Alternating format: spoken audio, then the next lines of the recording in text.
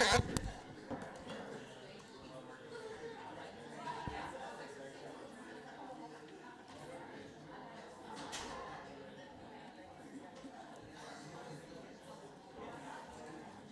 I don't see the link. Well, she's gonna resend it.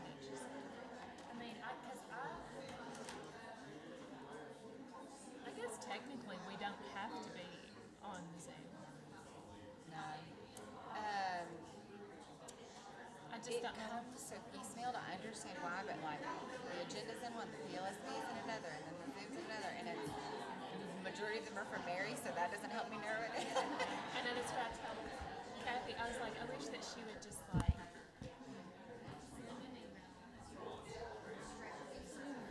in the title. In the subject, yeah.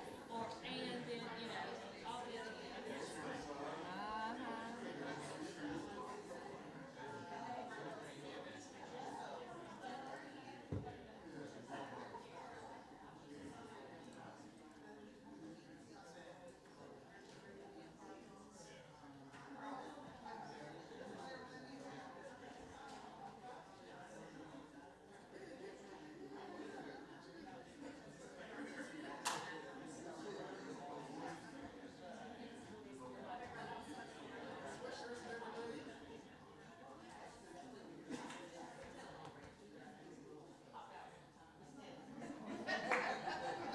Cool, you're gonna switch shirt. I love it. Sorry, I can go on.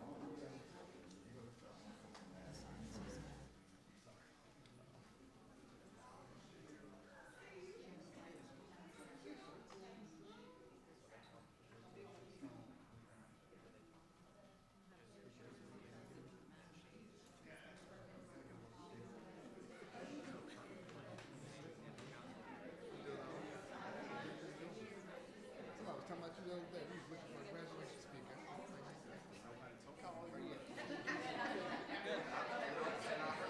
Graduation speaker. Let's see if we got somebody there.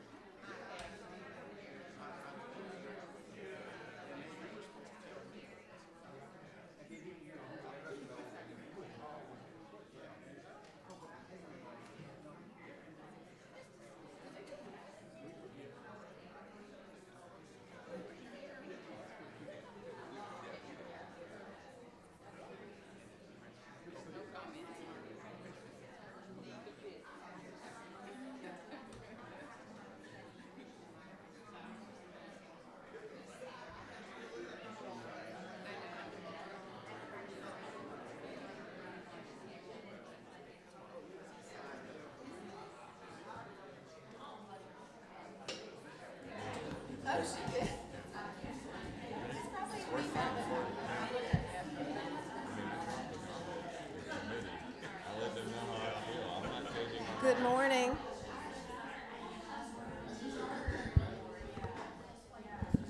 Good morning.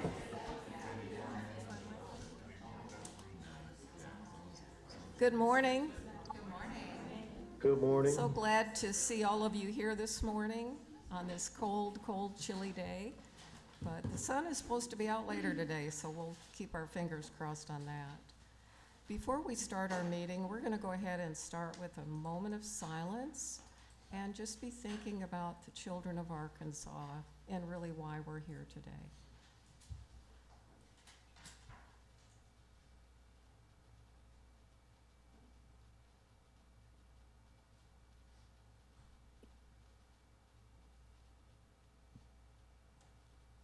Okay, thank you so much. We're going to start. I know Mr. Oliva has got some really great announcements to make this morning. Yes. So our first recognition is going to be to introduce to our board the 2025 Arkansas Teacher of the Year. So I'm going to turn it over to Capri, if I may, and let her begin the festivities. Good morning. Good morning. So Capri Salam, I'm the Arkansas Teacher of the Year coordinator. And today I have the distinct honor and privilege of welcoming and celebrating and introducing a dedicated fourth grade math and science teacher at Chenal Elementary, so in the Pulaski County Special School District. She is the 2025 Arkansas Teacher of the Year, and she is a 25-year veteran educator. I know she doesn't even look 25, so how can she be teaching for 25, you know? But Ms. Wilcoxon has made a lasting impact on her students. Her students consistently rank in the top 3% on state standardized assessments, and her learning through real-world problem-solving activities is really what engages her students in the classroom. And I've actually seen her in action. I've watched her teach, and I felt like I was falling in love with math all over again, which really says something because math is not my strong suit. But someone posed a question to her that really stuck with me. Her best common practices, that academic vocabulary that she constantly revisits every single time, and she calls it her version of looping. And so I really thought that was so special about her to really set the foundation for her students. So she will begin her year of service with the state on July 1st. And so you all know that she'll be here on the board as a non-voting member for the next year. And my hope as her coordinator is to really see her get into the classrooms and provide professional development to math teachers all across the state on how they can implement some of those same best practices. She is a native of Dumas, and so I had to plug that. She's taught both in Arkansas and Louisiana, and she has done some of her coursework at that other university in Louisiana. And since we're in Arkansas, I won't, mention that right now, but it is my pleasure to introduce to you all our 2025 Arkansas Teacher of the Year, Jeannie Wilcoxon.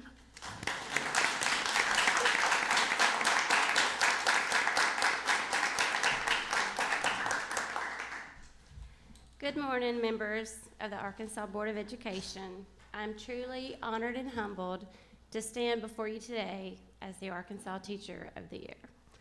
This recognition is not just about me. It reflects the dedication, passion, hard work of my incredible students, supportive colleagues, and the entire school community. I am grateful for this opportunity to serve in this capacity, and I commit to using this platform to continue advocating for education across the state. Together, we can create a future where every child has the resources, support, and opportunity to reach their fullest potential. Thank you so much for this incredible honor and for your ongoing commitment to education in our state.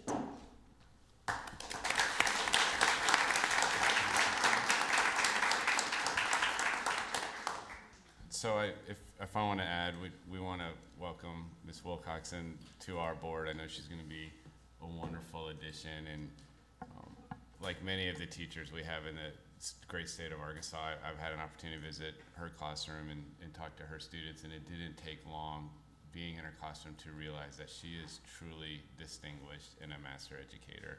And for her to be able to use her platform and support some of our academic initiatives statewide is something that we should honor and cherish. And I know especially our math team has got their pencils out and ready to book you up and have you be a mentor to educators across the state. So we're really thrilled and really honored to have you join the team, and it's going to be it's a wonderful year. And I always tell everybody it's really easy for me to remember Ms. Wilcoxon's last name, because when we did the announcement for Teacher of the Year, we had all the students in the elementary school come to an assembly, and it was a surprise, and Governor Sanders was there, and we made that announcement. And when you have probably 500 or so young elementary students all screaming at the same time, Miss Wilcoxon. It was truly a remarkable event, and it's like the easiest thing for me to remember now, because she is truly a rock star, and you can just see that with the students and with the school. So welcome.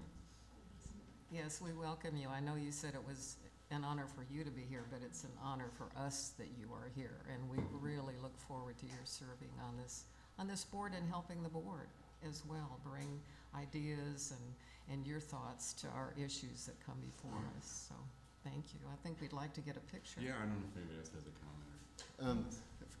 Real quick, I just want to let you know, I know exactly what you're going through right now, what you're feeling inside, where you really don't know what the next year provides.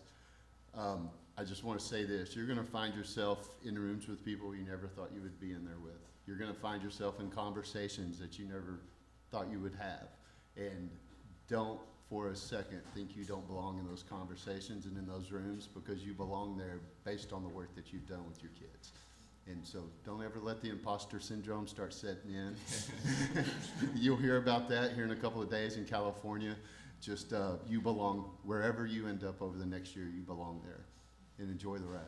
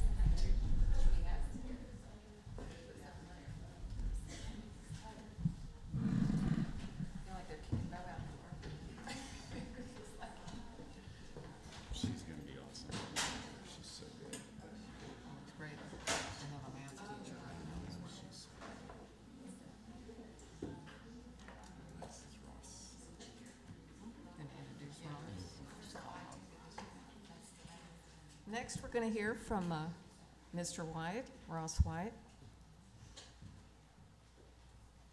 Well, good morning. Ross White, Director for the Division of Career and Technical Education. So happy Career and Technical Education Month. If you didn't already know, February is Career and Technical Education Month. So we can't go without celebrating that. So I'm going to read you a lot of information, and then we have a short little video. So bear with me as I go through this. So Career and Technical Education Month is a time to celebrate, reflect, and build awareness around career and technical education in our communities, locally, regionally, state, and as a nation. To provide you a little bit of a picture of what career and technical education looks like in the state of Arkansas, we've got some statistics for you today. So currently in Arkansas, we have 313,702 students enrolled in grades 5 through 12 in a career and technical education course this semester. These courses are offered on all of our campuses across the state, in addition to our 31 secondary career centers that we offer with our post-secondary partners. Last year in career and technical education, we had 40,680 industry-recognized certifications that were earned through coursework by our students. In addition, we had 1,781 students who earned a certificate of proficiency or technical certificate through their post-secondary partner, as well as some additional associate degrees, all prior to high school graduation, and a total of 36,347 college credit hours earned through career and technical education coursework. This year, we currently have 8,754 students who are enrolled in what we call work-based learning. And work-based learning is that opportunity for students to work while in high school. And so part of their day is going to work with an employer in business and industry. And they are earning high school credit for that, but at the same time getting that hands-on experience. And then the last piece is our career and technical student organizations, and we've had a lot of those students come before you before. But in the state of Arkansas, we have 8 career and technical student organizations, so those make up FFA, FBLA, DECA, HOSA, TSA, Skills USA, FCCLA, and Ed Rising, so the alphabet soup, as I like to call them. But they all serve a great purpose, and their goal is to build the skills that we're learning in our classes and provide our students opportunity to connect with business and industry through competition and leadership opportunities. And so I always say career and technical education is thriving in the state of Arkansas and furthering our students towards enlistment, enrollment, and employment, and we're excited for that. So I'm going to read you the proclamation that Governor Huckabee Sanders signed on February 1st, and I'll read you that, and then we'll show you this video. So whereas career and technical education offers students the opportunity to gain the academic, technical, and employability skills necessary for true career readiness, whereas students in career and technical education programs participate in meaningful experiences that improve the quality of their education and increase student engagement and achievement, whereas career and technical education provides students with career exploration opportunities earlier in their educational experience, which enables them to make informed and beneficial decisions about their academic coursework in pursuit of established programs of study and career pathways, whereas leaders from business and industry nationwide report increasing challenges related to addressing the skills gap and connecting qualified professionals with available careers in critical and growing CTE-related fields, including healthcare, energy, advanced manufacturing, and information technology. Whereas career and technical education prepares students for these and other fulfilling careers by offering integrated programs of study that link secondary and post-secondary education, leading to the attainment of industry-recognized credentials. Whereas ensuring that employers have access to the qualified workforce is a crucial step in ensuring productivity among the business and industry communities, as well as continued American economic growth and global competitiveness. And whereas a core pillar of the education reform law Arkansas Learns is readiness, placing a stronger emphasis on policies that prepare our kids for the workforce, not a lifetime of government dependency. So whereas Career and Technical Education Month is the state of Arkansas for the month of February. I believe we've got a video. So before we start the video, I just want to add and commend Ross and his team. If you remember when one of the kind of big tenets of Arkansas Learns was making sure that we empowered families and provided multiple pathways for students, because we know not every student is on the highway from K-12 to university, and we need to build a system with many exit ramps and on-ramps. And I always like to remind the board, as we're engaging in this work and getting ready to go into maybe a deeper level of how can we provide more opportunities for our students and families, but we had a task with Arkansas Learns with requiring every high school to not only have 3 career and technical education programs that led to a certification where a student could become a program completer, but one of those programs had to be on the newly developed statewide high skill, high demand, high occupancy list. So that was a huge lift and a lot of work, and it just shows the passion and dedication around this work, not only with the Division of Career and Technical Education, but the folks that are leading this work and have the boots on the ground to realize that this is important, and we just want to commend our leaders and our teachers for making that happen. That requirement went into place to start this school year, and 100% of our high schools met that requirement. So this is something that we are embracing as a state and going to continue to be a national leader on. So as we proclaim Career and Technical Education Month, it's also an opportunity to reflect on the journey that we've been on and take a time to celebrate where we've been, but know we still got a lot more work to do. Yep, we do. A lot more.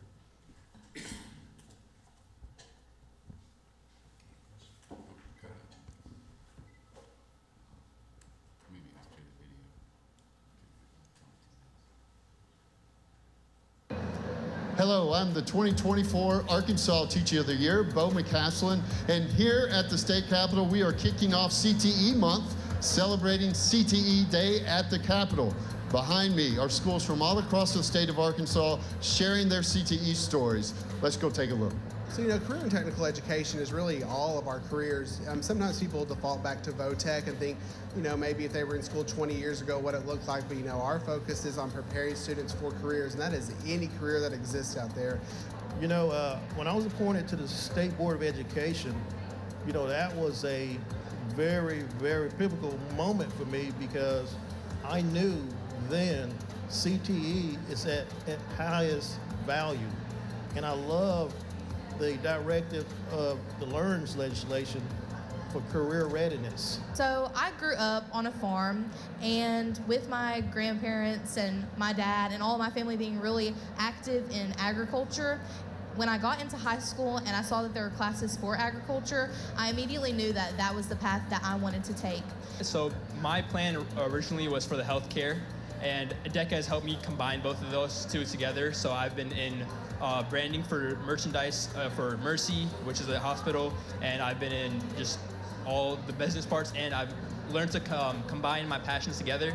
And I've been looking at businesses in the medical field, so that's how DECA and CTE has helped me. Throughout this year, I have learned a great deal of skills and learned how to communicate with others, and it has given me the confidence and to be able to lead others, but given me the confidence in myself that I have potential and I can live a career of success and fulfillment. I just truly believe that students need that opportunity to be involved in career and technical education. Regardless of the program and pathway, I think that it's extremely important to get them exposed so that they can find their passions, and then once they go on to that next step after high school, they can, get a job, or they're going on to secondary education, or they're enlisting in the military, whatever that looks like. But I think that giving him those opportunities is extremely important.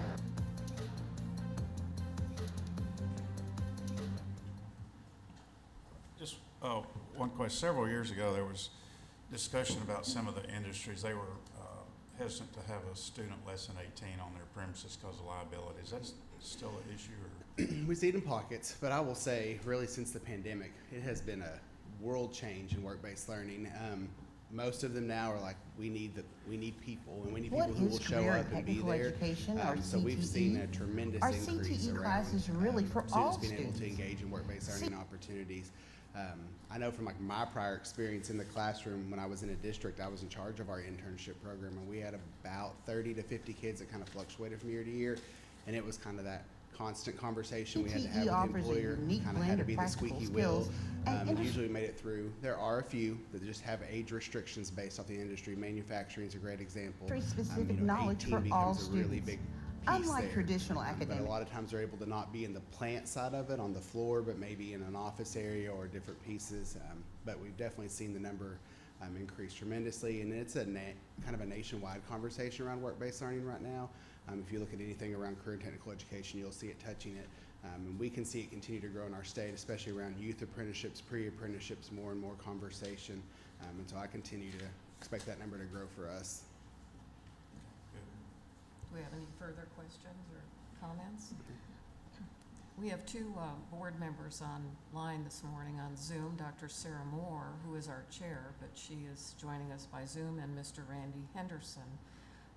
Do either one of you have questions for Mr. White? I really don't have any questions. I just want to say that I really enjoyed that opportunity to be able to speak on behalf of CTE. It comes at no secret that I'm very passionate about CTE, so I'm very happy to share that. I'm glad that things are going in the direction that it's going in for the state of Arkansas. Dr. Moore, did you have a comment or question? No, thank you for asking. Great to see you all. Great job, Ross. Well, great work. We appreciate you coming and sharing that information with us. So Thank you. keep it up. Do we have any changes to our agenda this morning? Anything we need to pull and look at deeper? Mr. Henderson, Dr. Moore? No. Okay. We'll proceed then with our Yep. agenda. No, I don't have Go anything. ahead. Go ahead. Okay, thank you. Ms. James?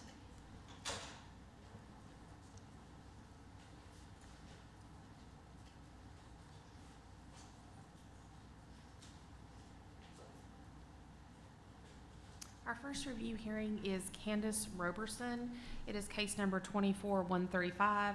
The educator is here with her attorney. This is one that she objected to the findings of the evidentiary hearing that was back in July, and she has requested a review. And just a quick overview of the procedures. Anyone who is going to be speaking that is not an attorney would need to be sworn in.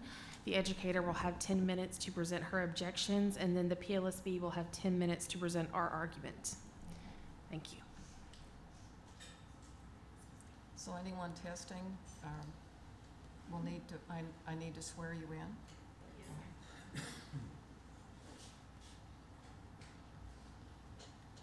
The educator is here if you would like to swear her in. I don't anticipate her testifying, but we can go ahead and swear her in. She's right here. Do you swear the testimony you're about to give is the truth, the whole truth, and nothing but the truth? I do. I need to swear you in as well, the attorney. Okay. No? No. Okay.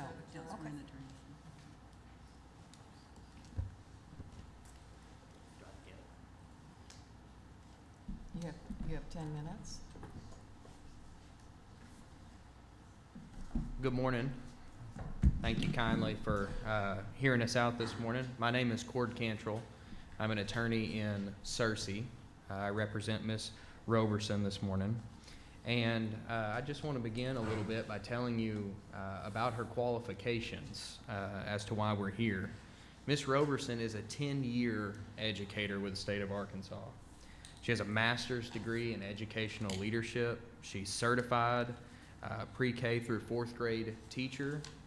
She's certified in district leadership. She's a certified reading interventionist, and she has a dyslexia therapist endorsement. She is a highly qualified educator. The facts that lead up to this event are somewhat unfortunate. Ms. Roberson is a 4.5-year educator at McCrory School District over in East Arkansas. And during that time, she served as the reading interventionist at the high school. She worked with 4 or 5 students at a time, helping them cultivate their reading skills. During that time at the high school, she has no disciplinary actions against her. She has no negative job performance evaluations. Her students are thriving. The teachers at the high school love her. Her students love her. There was no reason for her to have left the job or be removed from that job. Instead, the district has a vacancy come up in the kindergarten classroom. And the person who was in that role left and broke her contract with the school district, and that left the school district in a bind, and they moved Miss Roberson from the high school interventionist role down to a kindergarten classroom. Miss Roberson has only 9 weeks experience as a kindergarten teacher, and even then she was not a teacher. She was only doing that during her student teaching experience while she was in college. That was 10 plus years ago. She has not been in a kindergarten classroom since. So they move her from a role where she's thriving, where her students are thriving in the high school, to the kindergarten classroom. And this is a rough classroom, to say the least. The previous teacher, as I said, had left, had broken her contract, had no consequences of doing so. 11 out of her 15 students in the classroom needed some kind of behavior plan. There were none in place. There were students in that classroom that had IEP needs and special education needs that the district was not meeting. The district did not provide her with any aides in the classroom, did not provide her with any paraprofessionals to help adjust to this new role. And in fact, they moved her in at the 9-week mark and asked her to put in grades for the previous teacher. She had no knowledge of what the previous teacher had done, and was received no guidance, had no idea, knew nothing about these students, and was asked to put in grades for them. She received no assistance from an educational co-op. There was an educational co-op that could have sent in behavior specialists, could have sent in professional help, and the district did not do that for her. Which leads us to an incident that occurs, and it's unfortunate. Miss Roberson takes her class out to recess one day. There were supposed to be 2 other kindergarten classes with her. 2 other kindergarten teachers were supposed to be on the playground with her. She takes her class out there. The other teachers do not tell her that they're not going. The principal doesn't tell her that they're not going. And during that period of time, there are 2 students who were troublesome for Miss Roberson.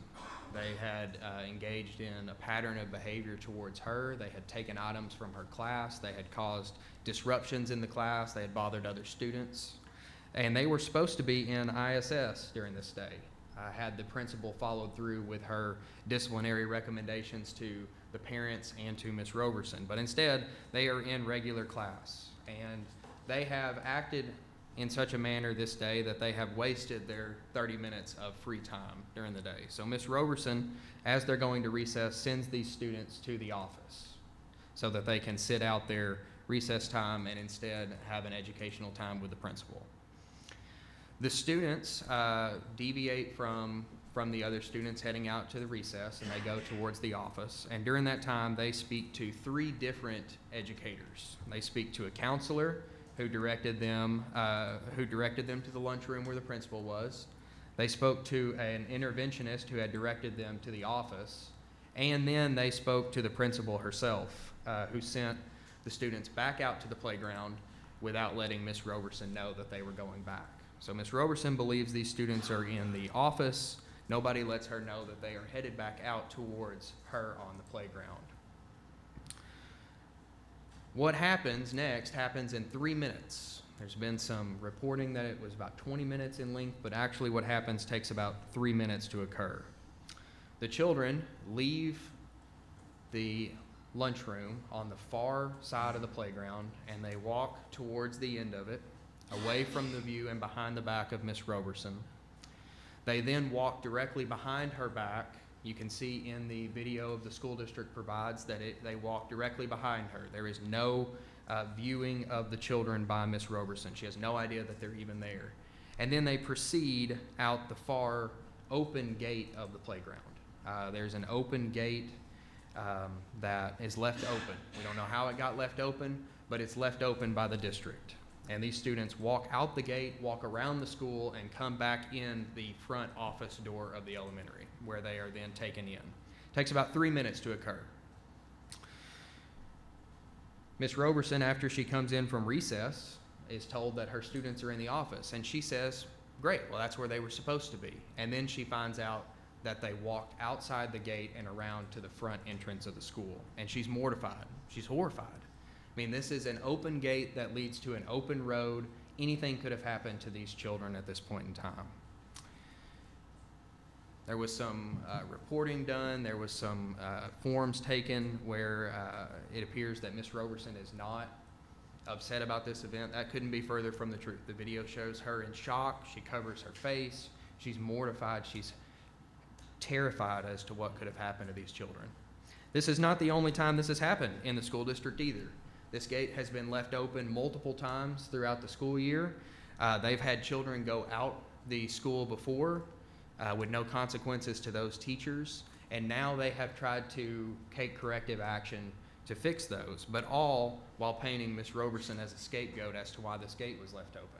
When we had our hearing, the superintendent could not tell us whose responsibility it was to close that gate, only that the buses go through there and that somebody's responsible for closing it. But it was not closed, and conveniently, the cameras are down as to that particular location outside the gate.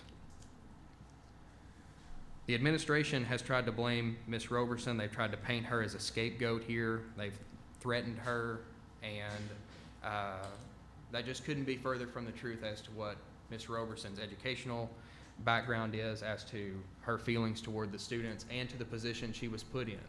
She was taken from a very successful role in the high school, placed in the elementary kindergarten, or in the kindergarten classroom where she had no experience and had no support. The McCrory Elementary principal herself was new on the job and did not provide her with any assistance or training as well.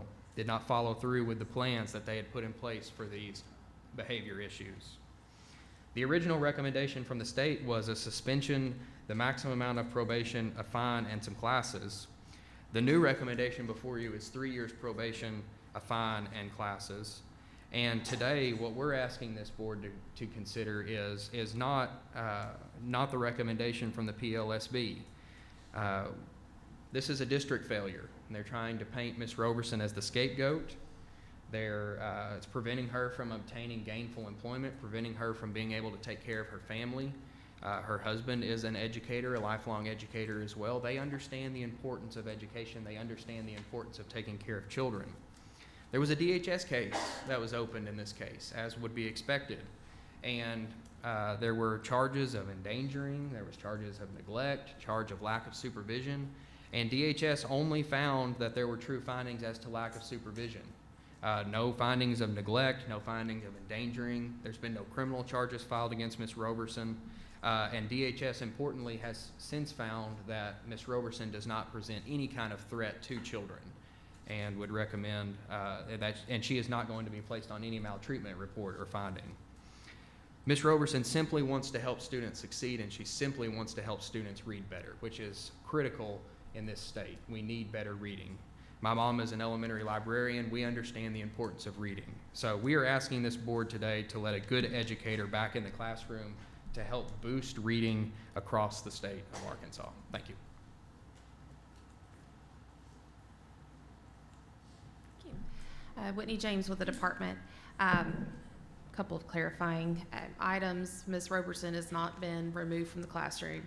The recommendation was probation. Of course, it's not final because this case hasn't been to you yet for that decision. What you heard from her attorney today is largely her version of events, and I'm going to speak about facts. You had the transcript in the packet that we sent to you, so you know what the testimony was at the hearing. You know that she testified and had several different versions that differed from her interviews with us. And you also know, if when you read over the packet, you can see that the hearing subcommittee did not find her testimony to be credible. The educator in this case has requested a state board review after the hearing panel lowered her sanction. At the hearing, we argued that the appropriate sanction was suspension. Largely, that was because, again, she's not credible.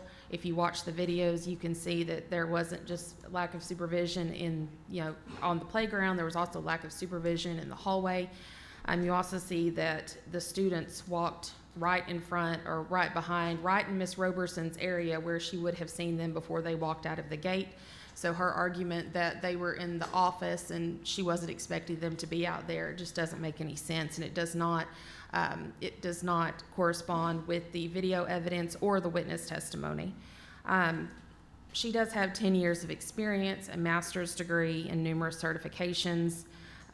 As her attorney described, on November the 30th of 2023, while at recess, 2 students in her kindergarten class walked by Ms. Roberson, as you saw in the video, and walked to the side of the playground where they exited through a gate and walked around the campus through a parking lot near a busy road.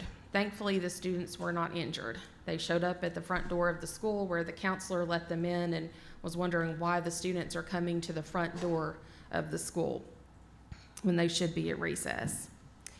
Again, the counselor let them in and determined they had gotten out of the gate. When Ms. Roberson was walking back to the building after recess, she did not notice that the students were missing from the group, even though she claims the students were in alphabetical order.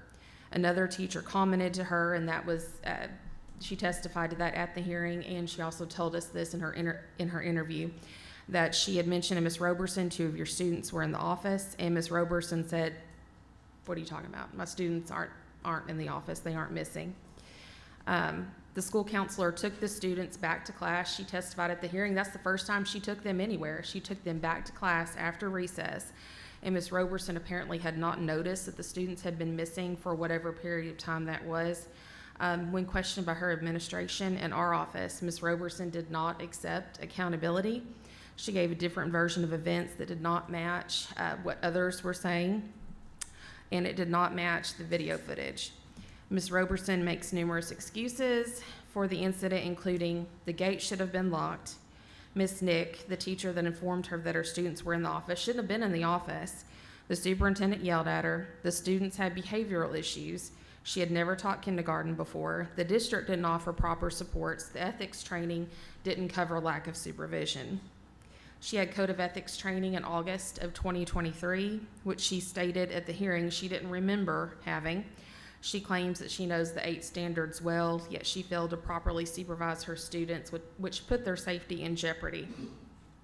At the hearing, she stated, "It's my responsibility to supervise the student, yes, but when they are leaving an area and I'm unaware of what they are doing, how am I supposed to supervise them when they leave the safety of the supervision willing? It was their choice to leave.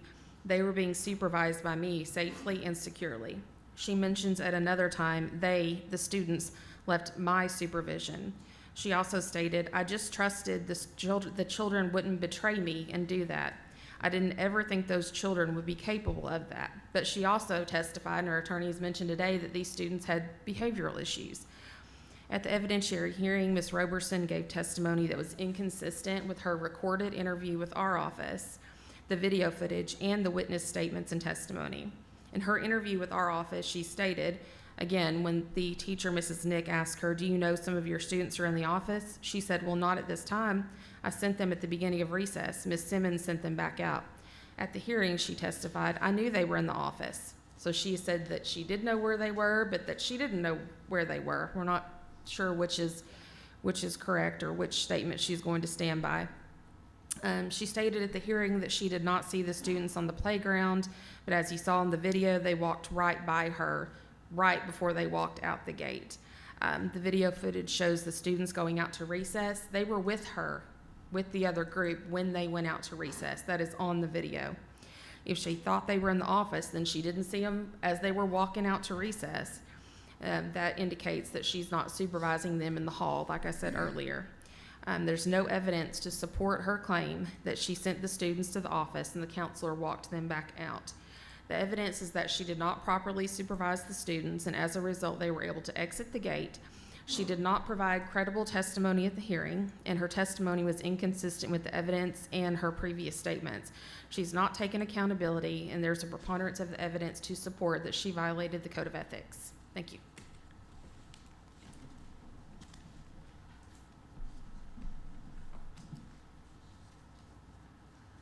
We now can open the floor to board questions. Ms. Woods, do you want to start? Thank you so much. I have a couple questions about the protocol for taking the kids out to recess. Ms. Roberson, would you go to the mic? All right, so your testimony is, or through your attorney, that you had sent these two students to the office prior to recess. Did you just send them out the class on their own? Did you drop them off? What did that process look like? No, ma'am. We had taught in class. The one that was coerced out of the gate by the other student had a discussion with me. He had turned the water faucet towards the wall and sprayed water all over the floor, and we spent time cleaning that up, and I discussed with him, since your math instruction was missed today and you did this instead, then we're going to sit out at recess. And on our way down there, I told him, I said, you need to go and talk to the principal. You need to go and have a discussion with Mrs. Johnston, and you need to talk about your behavior, because the next consequence needs to happen. I've clipped you up and down today, and you're not responding to that, so the next thing needs to be a discussion with the principal so she can make her decision about what is the next consequence. They followed me out to recess. They made a distraction at the door, and Ava came, the counselor, Ava Simmons, came to the door and asked what they were doing. They said, "We're waiting for the principal." She said, "She's not here, she's on lunch duty." So they stayed there at the door because they knew they were not coming to recess. And the interventionist came and asked them if they needed a jacket. They said no. And she said, "Go play." Carrie Bowling also confirmed that they had spoke to Ava, and Ava said, "No, I did not." And so when they knew that Miss Johnston was in the lunchroom, they walked down the awning to the lunchroom and knocked on the door, and Mrs. Johnston, the principal, approached them. I saw them having a conversation with her. I assumed she took them in with her by the way of the lunchroom, and I was watching the rest of the group. My back was not towards them, and on video you can see they do not go in with Miss Johnston. They go behind my back and walk out of the open gate that is a bus entrance in the morning and in the afternoons that was left open by a custodian that was supposed to close that gate when she came to duty after she parked her bus, and she did not. I was not notified by the office that this gate had not been closed. The cameras were down on the side of the building where they walked on the sidewalk safely under the awnings to the front door. There is no camera footage of those children in a parking lot. Okay, But- I don't mean to interrupt you, but I'm concerned, here's where my concern is, that you left them unsupervised, like you didn't walk them into the principal's office or into the office area. And I'm not familiar with the setup of your school, but I assume Yes. there's an office leading to the principal's office. So you're lining them up for recess. Do you walk them to the front door and ask somebody to take control of them? Because here's my thing, Yes. they're 5. And I Yes. have an almost 5-year-old, and I wouldn't trust him to like go down the hall. If I had So- not been by myself with my other teacher team, I would have done that, but there were other students who were fighting in the classroom that day. There was a student who had autism, who had been kicked in the back in his calm down area by a student who was out picking up some of the recreational items that were left by 4th grade. And I was monitoring those 2 students to make sure that the boy who had autism wasn't attacked again. And those 2 boys were waiting for the adult at the door where the camera was on them. Okay, so you're taking how many were in your classroom? 15 So you that had day. They 15 were all students. present. Okay, so you had 15 students, you're walking them down the hall, you tell those 2 to peel off and wait there by the door. I told them, yes, you are going to go to the principal's office during recess today. Right, but do you drop them off at the door of the principal's office? They wait. Okay. They do. They wait. So they're and left unsupervised right there or outside the door, is my yes or no?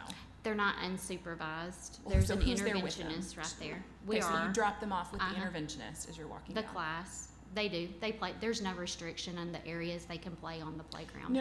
I'm not concerned about the playground. What I'm concerned about is as you're taking them outside, what happens to those 2 children? Do you hand them off to another adult? They come out with us. They come out with the class, and they understand that they're not to be playing because there is a consequence.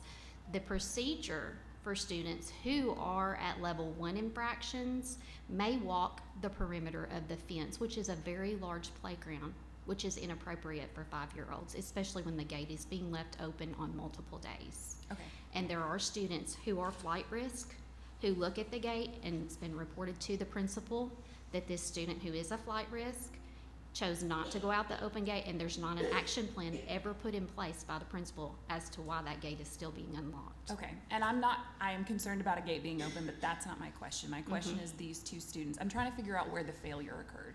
Did it occur, did you leave them out? Adults didn't take them in. When they were sent to come off of the playground and the action plan was told, there's no consequence. So the behaviors are continuing. Nothing is going to be corrected until there is a consequence. I understand that, ma'am, but I need to know, where were these 2 children? You're taking your 15 students out.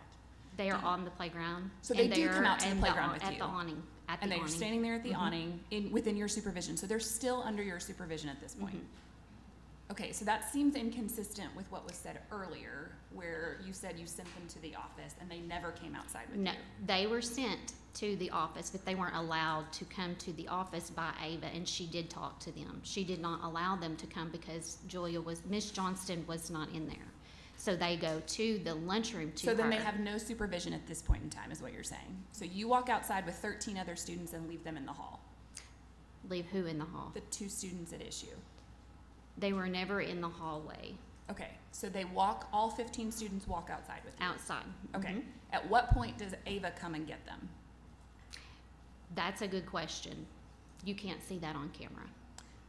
Okay. There's no camera there. Okay, so then all 15 students are under your supervision. What's the protocol for taking 2 students inside? The protocol is all 3 teachers should be on duty. Okay, but they weren't. But there was only one, so there's no So it's you. protocol. Okay. I don't know what to do. Okay. All right, my second issue, you didn't have any classroom experience. I understand that 15 5-year-olds is a lot. At any point in time prior to taking the job, did you say, hey, I don't have classroom experience? I did. I asked them at the week when they asked me to finalize grades that were not entered by me. No, before that. I did. So you're a reading interventionist up at the high school, and they say, hey, we need a kindergarten teacher. Do you say, I'm not a kindergarten teacher, I've not been in a classroom in 10 years, this is not... There was no choice for that. When your superintendent tells you what to do, you do it. Okay, did you at least tell them? I told prior them to- I was looking for another job. It would be recommended to the board, but it would probably not be approved. Okay. There was also, from the packet that we received, there was multiple times where like the principal came in and said, hey, we've got some classroom management issues, this is the schedule you're supposed to follow? Or is it your I testimony? was on schedule. Okay. I may have more questions, but I'll turn it over. Mr. Grant. I have some questions. Just first and foremost, did you open the gate? when you No, walked ma'am, inside? I did not. Can you tell me what role you played in establishing, implementing, or ensuring compliance of safety protocols at the school? Behavior, addressing behavior right away. It was documented through discussions with the principal and the parents. Did you help write the safety protocols for the school? No, I did not. Were you responsible for ensuring implementation of the safety protocols? Like running I'm the drills or uncertain. practicing? Can you rephrase that in a different way? Were you ever given the responsibility of setting the practices that ensured safety was maintained at all times? We were never educated on what to do if there were cameras down. The camera was down that day, and they knew in the office, and the secretary was on lunch and didn't notify. I'm not sure if she notified Chris Snyder, the technology director, that that camera was down before she left to lunch and Ava took her position. But we should have been contacted by schedule So who there was was- going to be out there that day at the time that that camera went down, that there were no cameras on the outside of the building and that the gate was unlocked. Are you aware of any consequences or training that the principal or the superintendent were given to ensure that better safety protocols were in place? I do know that the superintendent did attend a Morgan Nick training during the summer for missing and exploited children. So I think back to my first year teaching and tell you a story of a misstep of mine. We're in the middle of state testing. We have everything covered. We've been given all the practices that we're supposed to do. Never leave the children unsupervised. You know, stay with the test. There's all these things so that, and it's pretty scary as a first year teacher how serious this test is. And we're in the middle of like the second day testing, and this sweet little girl throws up all over her test. And I froze. I didn't know what to do. I went to the phone and I called the office, no answer. Who knows what was going on? I called the nurse, no answer. Who knows what was going on? And I look at this classroom of 25 children who I cannot leave with the test. And this one little baby who is sick and crying and needs assistance. And I was just frozen. I didn't know what to do. Do I help? Do I leave the 99, put the whole state testing, put the school at risk, and take care of this one child? Or do I tell her to clean herself? I mean, I didn't know what to do. And it was one of those situations that you are not prepared for until you're there. I think about how many times I've been on recess duty and I'm focused on one child telling me a story about the dream they had last night. And I'm so focused on that kid and engaging with them and giving them my attention that something happens in a far corner that I miss because that's just the way it is. And I think that this comes down to two things. First of all, I do not believe that you are responsible for setting protocol, for practicing the drills, for having systems and processes in place to prevent these things. I also do not think that the decision that we're faced with today is based on your actions during the incident. I think it's more about your reaction afterwards. I think the frustration with both the PLSB board and administration was in sort of a lack of accountability. So I am of the notion that teachers are human and mistakes are going to happen, but we have to also be vulnerable enough to say, I wish I'd done things differently and learned from them. I think I've taken up enough time. I'm going to pass it. Just get my thoughts out. Thank you. Go ahead. Dr. Moore, did you have any questions for Ms. Robinson? Thank you. Yes, I do, of Miss James, if that would be okay. Yes, ma'am. Can you walk with me through the thinking of the PLSB committee? And can you remind me, was there 2 hearings, the initial hearing and then an evidentiary hearing? So this one went to the ethics subcommittee, and then Ms. Roberson requested a hearing. So just the one hearing, and I can read the rationale and remind everyone of the sanctions by both groups, if that would be helpful. Yes. Okay. When this initially went to the ethics subcommittee on May the 3rd, they found that Ms. Roberson violated standards 1 and 2. And they recommended training, reading, written reflections, quarterly reports, and found that her license should be suspended for 1 year, followed by probation of license for 2 years, plus a $300 fine. Their rationale was video evidence shows that the educator left multiple kindergarten students unsupervised. The students were left unsupervised for approximately 20 minutes. The educator has 2 true findings from DHS for child maltreatment. The educator showed no remorse for her actions. She took no accountability for her actions. Her account is inconsistent with the evidence, moderate to high negative impact on students. She should have known her actions were a violation of the Code of Ethics, and the only mitigator, it looks like, was this was her first year as a kindergarten teacher. Following the evidentiary hearing, the sanction was lowered to 3 years probation, a fine of $250, coursework, reading, written reflections, quarterly reports.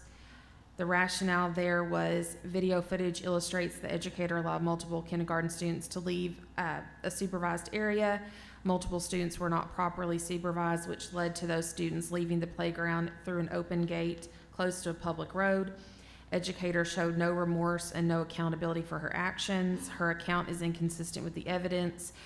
Educator should have known her actions were a violation of the Code of Ethics. She has 2 true findings from DHS for child maltreatment. Thank you. Yes, ma'am. So it is not common that we're going to see, I mean, so the initial sanction was lessened. Yes, ma'am. The 3 years probation and took away the 1 year suspension. Yes, ma'am. It is not common that we've seen hearings like this after that initial was lessened. Can you speak to those 3 years probation? It allows you to continue to teach in the classroom, but your district's under the understanding. Is there any sort of work by a district if they hire a teacher who's under probation? The district would be able to see that she has a violation of Standard 1. They would be able to see in AILS that she is on probation. Whether or not they would choose to hire her after knowing that would be a decision that the district would make, but the probation will not keep her out of the classroom. Okay. And then as far as the DHS goes, based on what I read, it was a finding, but her name didn't go on any list. Is that correct? And so that doesn't jeopardize the license? Correct. She would still be eligible. She's not on the child maltreatment. I've never seen that before, but again, I haven't been doing this long enough to say whether that's typical, but she is not on the child maltreatment registry, but the true findings for supervision or neglect to supervise were upheld.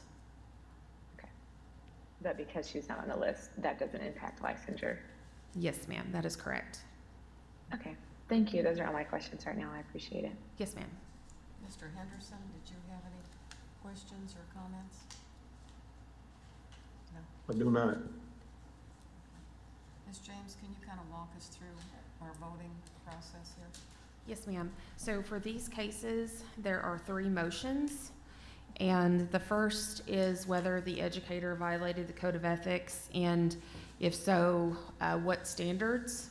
In this case, we have standards 1 and 2 on the table.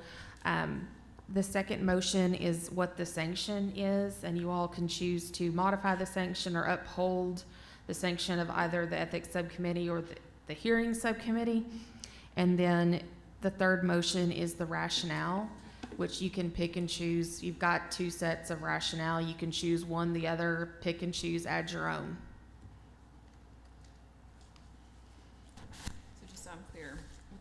is the probation for 3 years, the fine, and the classes grade reflections quarterly report. That is the recommendation of the Ethics Hearing Subcommittee. You're free to modify that. That was the most recent recommendation. Yes, ma'am. And then one or two in the rationales. Can you go over those again? Yes, ma'am. The rationale of the Ethics Subcommittee was video footage illustrates that the educator allowed multiple kindergarten students to leave a supervised area. Multiple students were not properly supervised, which led to those students leaving the playground through an open gate close to a public road. Educator showed no remorse and no accountability for her actions. Educator's account is inconsistent with the evidence. Educator should have known her actions were a violation of the Code of Ethics. Educator has 2 true findings from DHS for child maltreatment. And that's rationale number 1. That is rationale of the hearing subcommittee. So I can tell you, let me compare just real quick. The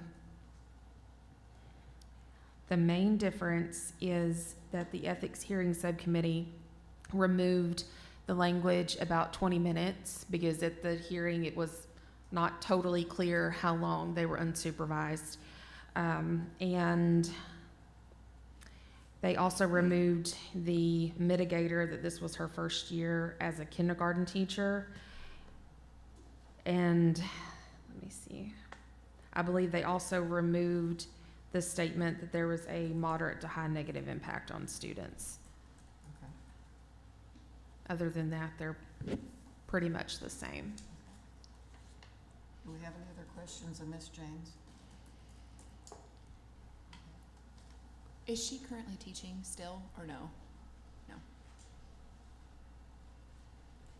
I took the advice of Ms. James and took a position at UACCB in the fall, and I taught adult education at Batesville in their Sharp County offices, We but need I to- resigned. Can you step up to the microphone, I please? taught adult education classes to high school students seeking high school diplomacy in Sharp County, but it was too far of a distance for me to drive, and I wasn't making enough money. Okay. What are the, Ms. Roberson, what are the employment opportunities? What districts are you close to if this district would not take you back? There are 17 districts in our co-op. I'm ineligible to work at the Riverview School District because I left that job to go to McCrory, so that leaves me with 15 districts to seek gainful employment with. Thank you. I want to clarify, I did not advise Ms. Roberson regarding employment. She had initially requested to move her hearing date out pending the DHS decision, and I always ask anytime we're moving anything out, are you working in education? And they informed me that she wasn't. I just want to clarify that I didn't give any advice to her regarding that. I do have one question. Sure. Could you clarify then the Judge Stevens order of January 13th in relationship to our votes today? Yes. Let me find those orders real quick. Like I said, I've never seen this before. However, I don't know if this is something that is commonly done. It looks like they made a settlement agreement of sorts to not proceed with the hearing. Maybe you can explain that better than I can. Perhaps I can. I represented Ms. Roberson during that as well, and we entered into a stipulated agreement. It was the recommendation actually of the state. That was the original recommendation, that she basically admit to the two true findings of lack of supervision, but she would not be placed on the maltreatment list because DHS did not feel like she was any danger to the children and there was no impact on the students as to what happened. So that was actually the recommendation of DHS, and that was what we entered into an agreement with. And just so I may clarify that as well, that was one of the big reasons why we wanted to come today, was because they did that. DHS, while they did find that that was a true finding, they did find that she does not pose any danger to the children and that what happened here did not have any kind of negative impact on the children in this case. And so that's why that's why we're here today. Thank you.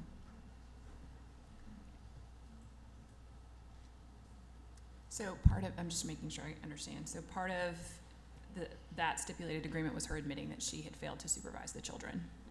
It was that we would not contest that. We would enter into the true findings, yes. Okay.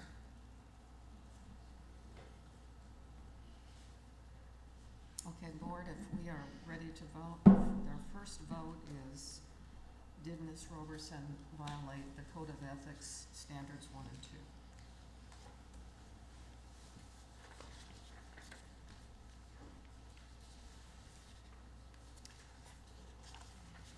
I'm not sure the correct language on this, but I move that we find Ms. Roberson did in fact violate standards 1 and 2. I'll second. Okay. All those in favor, say aye. Aye. Is anyone opposed? Dr. Moore, did you vote? Dr. Moore? Yes, if you don't mind, I can hardly hear you. I can hear others better. I'm sorry. But I voted yes. Okay. Mr. Henderson? Yes. Okay, thank you. Okay. Now we uphold the sentence of 3-year probation or modify. You would decide if you want to uphold or increase or lower the sanction. So the next motion would be, I move that the sanction should be Upheld or modified? upheld, modified, and if it's modified, state what you would like it to be modified to. Yes, ma'am. I'll move that we modify it, that she receives no license suspension or probation. Oh, excuse me, no license suspension, a 1-year probation, and we keep the recommended training coursework with monitored progress. And the fine? The $250 fine? No. Sorry. Say that again, I'm sorry. Oh, sure. Let's see if I can remember. Okay. So I move that we modify the recommendations. We remove the license suspension, change it to a 1-year probation, and we keep the recommended training coursework with monitored progress and remove the fine. I will also add, I will second that. I have a question though. Can we stipulate that the district provide her with a mentor as part of this or no? Or is that something we can ask for after the fact? No, ma'am, this Okay. is her sanction. Okay. Yes, ma'am. So it's been moved and I'll seconded? second, yes. Okay. All those in favor, say aye. Aye. Mr. Henderson? Was that yes? Yes. Okay. Dr. Moore? Yes. Motion passes. And then we need to decide on the rationale. Yes, ma'am. Rationale number 1? or- Rationale number 1 is the rationale of the ethics subcommittee, and it has the moderate to high impact, and it also has the 20 minutes that the students were left unsupervised. I believe those are the two main different, oh, and the mitigator that it was her first year as a kindergarten teacher. Okay, and then rationale number 2. Rationale number 2 is the same, basically minus the moderate to high negative impact and first year as a kindergarten teacher, and the 20 minutes that the students were unsupervised. Are there any questions? But didn't we say between the original and the second that the 20 minutes got erased because that was in That's correct, yes, ma'am. The second one does not include the 20 minutes, the moderate to high negative impact, the first year as a kindergarten teacher. Do we have a motion then? So I'll make a motion that the rationale for the updated recommendation is that number 1, it was not the responsibility of the educator to ensure the consistent application of safety protocols. That falls on the administration. And number 2, we do believe that mistakes were made, and a mind shift is necessary for additional accountability on the part of the educator. I guess to sum that up, teachers are human. We all have things to learn, but I do not believe the events were solely her responsibility, but her accountability was. Is the motion to add that to the hearing subcommittee's rationale? I'd like to replace all that, but that's the vote of the board. I'll second it if we add it to. Okay. I mean, That's true. Okay. Like so to then you have to have a factual rationale, right? This has more detail that supports the sanction, if that's okay. So in addition to? Yes. Okay. So addition to, I'm confused now, rationale number one, Would or you rationale number read the remaining rationale? Yes, ma'am. Perfect. And Uh, then- The rationale of the hearing subcommittee, video footage, in addition to the rationale that Ms. Keener just gave us, video footage illustrates that she allowed the multiple kindergarten students to leave the supervised area. They were not properly supervised, which led to students leaving the playground through an open gate close to the public road. No remorse, no accountability for actions, account is inconsistent with the evidence, should have known her actions were a violation, and 2 true findings from DHS. Yes, plus the, yes. That is your motion? Yes. Okay. Second. Okay. And I will second it. Okay. All those in favor, say an aye. Aye. Is there anyone Aye. opposed? Anyone opposed? Okay, Okay. motion passed. Okay, thank you. Thanks, sorry.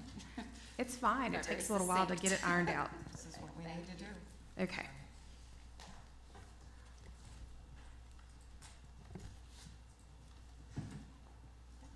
Thank you all for your time this morning. Thank you.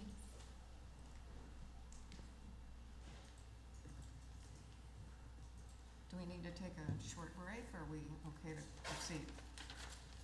Proceed? Go ahead. Yes, ma'am. The next review hearing we have is for an educator, Ms. Evelyn James. It is case number 24129. We had an evidentiary hearing in this case on October the 30th of 2024, and Ms. James has requested a review. And, okay, I wasn't quite sure what Ms. James? Okay, Ms. James is here. Thank you. She came in during the other hearing. Just a reminder of the procedures. Swear in anyone that is speaking who is not PLSB staff or an attorney. The educator will have 10 minutes to present her objections, and then the PLSB will have 10 minutes to provide its argument. Okay. Ms. James, do you want to come to the mic? Yes. Good morning. I need to swear you in before you start. Okay. Do you swear the testimony you're about to give is the truth, the whole truth, and nothing but the truth? Yes, ma'am. Okay, thank you. You've got 10 minutes. I think you can see the clock behind us. First of all, thank you for your time. And I came because the first date, we got the dates mixed up. And then the second date, we were in the middle of testing and I could not take off. So, and I did not want to come, I didn't want a decision to be made about me as an educator without me speaking up for myself, because that paper doesn't represent me and who I am. And I think the biggest statement for me was that the educator didn't show remorse, and that is absolutely not the case. And so I don't want anybody to ever think that. I'm a parent. I have 2 children. I'm a single parent. I have 2 kids in college. So harming children is not something that's what I do. I love kids. So I didn't want that to be a mitigating factor. I'm trying to, y'all have to excuse me. My eyes are terrible. So I did, I'm trying to find the paper. I'm sorry.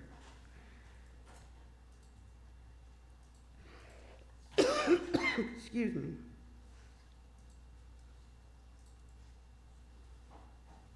Because I just wanted to highlight some things, and this is not any way me saying, oh, I'm not accountable for anything, or I don't have any remorse for anything. So that's not what it is. It's just some things that were stated and the complete picture was not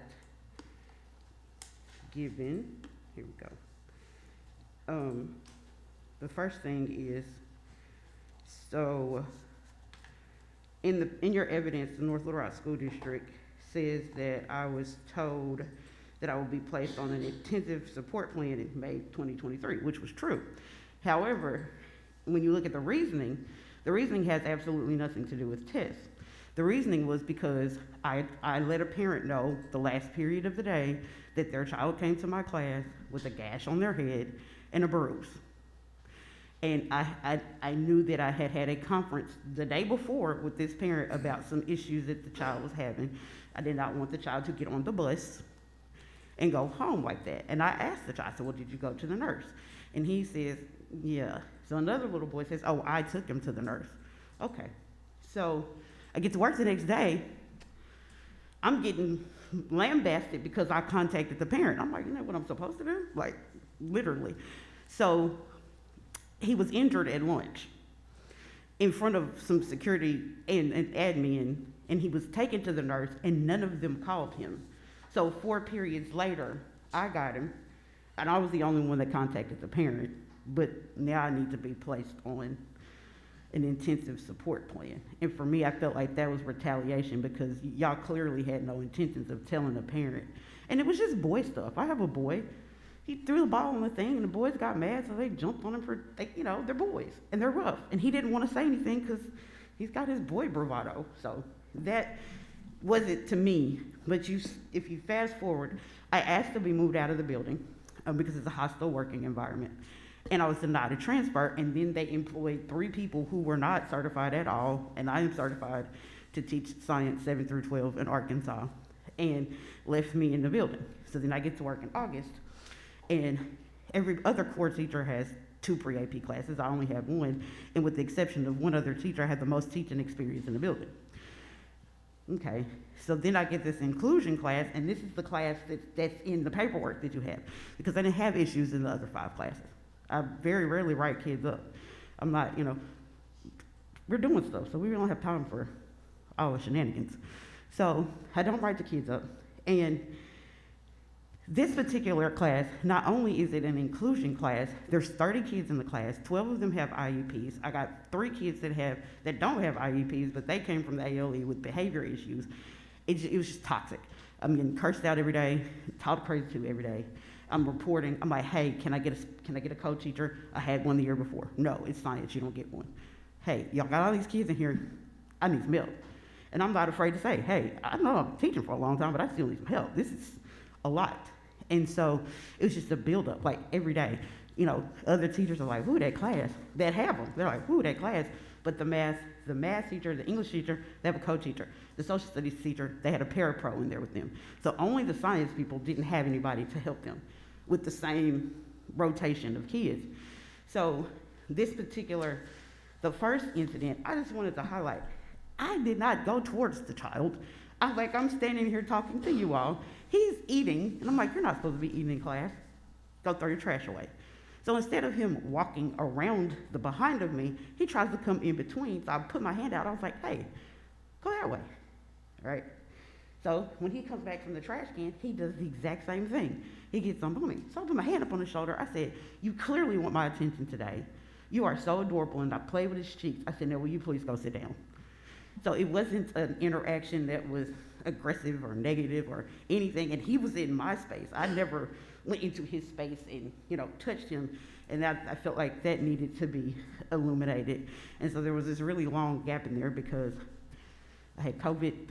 I had, that's why I can't see. So I find out that I have diabetes, high blood pressure, I had a hemorrhage in my eye, and me being super teacher, I'm like, oh, I'll just wait till Christmas to get my eye fixed. Well, that can affect your mood. It's overstimulating when you're trying to compensate. So here I am. When we come back I came back after the COVID, after the being sent home, all the other stuff. So I have this new student, never seen him before because he comes, he came when I was out. So here I am. This particular day, the day before, the student, he traps me up in the classroom after class, alone, and there's nobody upstairs. So I'm upstairs in a corner. The other teachers have walked the kids downstairs. So he's still in the room. And so he's following me around the room. And I'm like, hey, you gotta. So I had to go out in the hallway and close my door to get him to come out of my classroom. And it was very aggressive. And so I told the assistant principal, okay, and it was like, whatever. Well, I have PTSD. It was very triggering for me because when I was in high school, and I didn't realize that it was just triggering for me. When I was in high school, my classmate, he stabbed the teacher in the room next to us, and then he came out and he's covered in blood, and nobody did anything about it. We didn't get counseling, we didn't get therapy. They told our parents we were already going to a football game, so I carried that. So I don't like kids too close to me, and I don't like to be alone in the room with them, and I never really identified what that was. Like, oh, okay, you've been traumatized, Evelyn. So here I am. He did it that day. And then that afternoon, we find out one of our students was in a house fire, and my coworker's like, oh my God, I feel bad because I'm the reason he got suspended and he was at home. And I'm like, no, it's not your fault. You know, it's just a horrible day. We get up and the boy died. So this particular day, it was just bad all the way around. And so that's not an excuse. That's just the reality of like a school day. And it was horrible. So this child, the lesson that we're doing is very open-ended. You just have to make a statement. Do you agree or disagree? So there is no right or wrong answer. I can't tell you what you agree or disagree with. He couldn't accept that as an answer. So what you didn't hear was him calling me dumb, stupid, and cursing at me. And so when he told me to shut up, my response was, no, you shut up. Was that appropriate? No. And I understand that. But in that moment, I was having a bad day. And it was a horrible day. And, you know, I've looked at the statements. They're all inconsistent. The handwritings, these are the same classes, so you all can see. The handwritings look different, and it's the same exact class. How's the handwriting different? How are kids writing the exact same thing on a statement? All of that, to me, is, you know, terrible. But then when you fast forward, I have no paperwork that this child is special needs. It's not in it's not in eSchool. I don't have it. It's nowhere. So there's nothing that says this. The only paperwork I have said that came from the school that he came from says he doesn't have anything. He's not receiving services. But the mother took to the internet because she couldn't come upstairs that day and fight with me. And you all should have that audio from the office where she's trying to come and be combative with myself and the math teacher. So she takes to the internet and she's portrayed this whole story. This is a child with special needs, and there's nothing saying that he is. And I did not respond to her until she got on my Facebook page bothering my 78-year-old mother. Then she was bothering my children. And then she's harassing me. So that's why I filed a police report on her, because she was harassing me and not representing the situation well, because she's an influencer. So she's making money off of these posts. She's making money off these likes. And Ms. James, I'm sorry. Your time is up. Yeah, I saw that, sorry. We're going to hear from the other Miss James with the department. You want to sit right here so we can ask questions if we need to? Thank you. Hi, Whitney James with the department. Miss Evelyn James has been a teacher since 2004. She began her employment with the North Little Rock School District in August of 2021. She was a 7th grade science teacher. She has referred to herself in our interviews as an excellent educator, an overly trained educator. She has not accepted accountability. She denies that she violated the Code of Ethics or district policy. The evidence presented at the evidentiary hearing proved otherwise. She's displayed a pattern of physical abuse and verbal abuse towards students.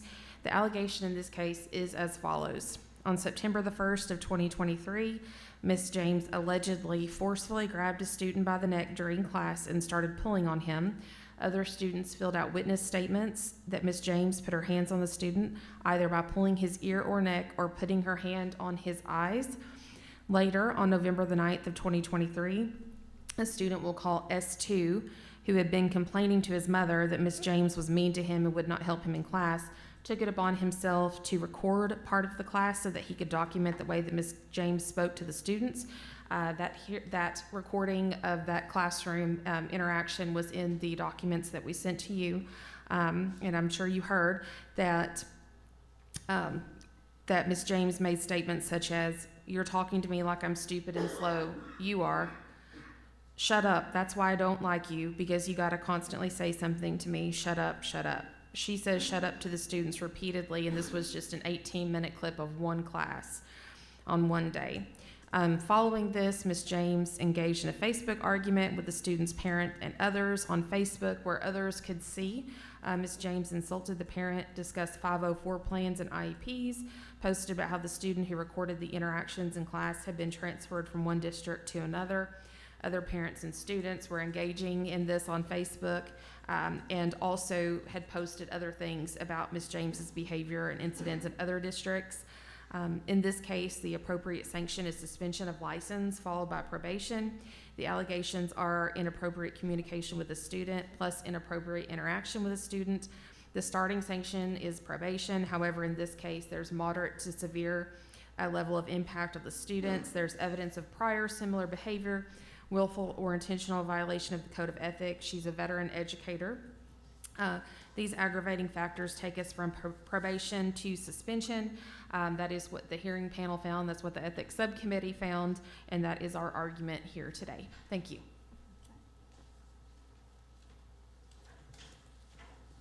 Do we have any questions for Ms. James?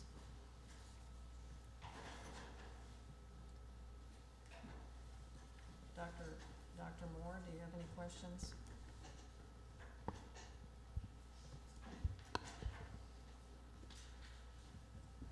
Mr. Henderson, do you have any questions? I do not at this time. Okay. And I don't either. Sorry, I could barely hear you. Thank you. Okay. So, Ms. James, would you go over how we're going to vote? Yes. The first motion is whether or not the educator violated the code of ethics, and if so, what standards. This one is another 1 and 2. The second is the sanction. The state board may uphold the recommended sanction or modify it. The sanction was, I believe, the same between the two groups that reviewed. The only difference is the fine was lowered to $250 at the evidentiary hearing, and the rationale was a little different. Can you, just for a second, so it was suspension for how long? The ethics subcommittee recommended suspension of license for 1 year, followed by probation of license for 1 year. There's some training, coursework, readings, and a $500 fine. The ethics hearing subcommittee upheld the 1 year suspension followed by 1 year probation, lowered the fine to $250, and gave the same trainings and other recommendations. Sorry, and then you were saying the rationale. Do you need the rationale? No. Oh, okay. I thought you were going to read it. Oh, I'm so sorry. I certainly can. Do you want to wait till we get to that? But Okay. Okay. Yes, ma'am. So then our first motion will need to be, did Ms. James violate the code of ethics standards 1 and 2?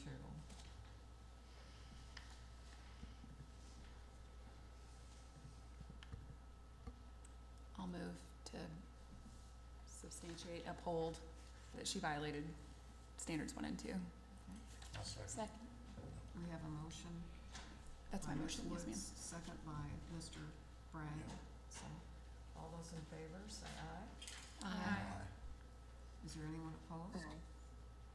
Okay. Our second motion then is to uphold or modify for probation and suspension. Move to uphold. Second. Motion is to uphold the 1 year suspension with 1 year probation, training with a $500 fine. It was $500 at the ethics subcommittee, lowered to $250 at the hearing. So we need to decide either which way. Yes, that ma'am. we'd like to go. Yes, Okay. ma'am. So that needs to be in our motion. Yes, ma'am. If you would like to uphold the 1 year suspension followed by 1 year probation, You can list whether you want 250 or 500, and then you want to uphold the rest of the recommended trainings and coursework. Oh, I would like to, for the motion to be upheld with the modification of the fine reduction to $250. So we've got a motion. Is there a second? Second. Second. Okay. All those in favor say aye. Aye. Mr. Henderson? Yes. Dr. Moore? Yes. Okay. All right. And then our final motion needs to be on the rationale. Yes, ma'am. I'll move we uphold the rationale. Second. Then moved and seconded to uphold the rationale. Was that of the hearing subcommittee? Of the subcommittee. Okay. The hearing subcommittee? Yes. I'm sorry, we have two subcommittees. Okay. Okay. Thank you. And all right, we need to vote on that. All those in favor say aye. Aye. Anyone opposed? Dr. Moore? Yes. Mr. Henderson? Yes. All right. Thank Okay. you. Thank you. very much. Thank you. Ms. James? Thank you.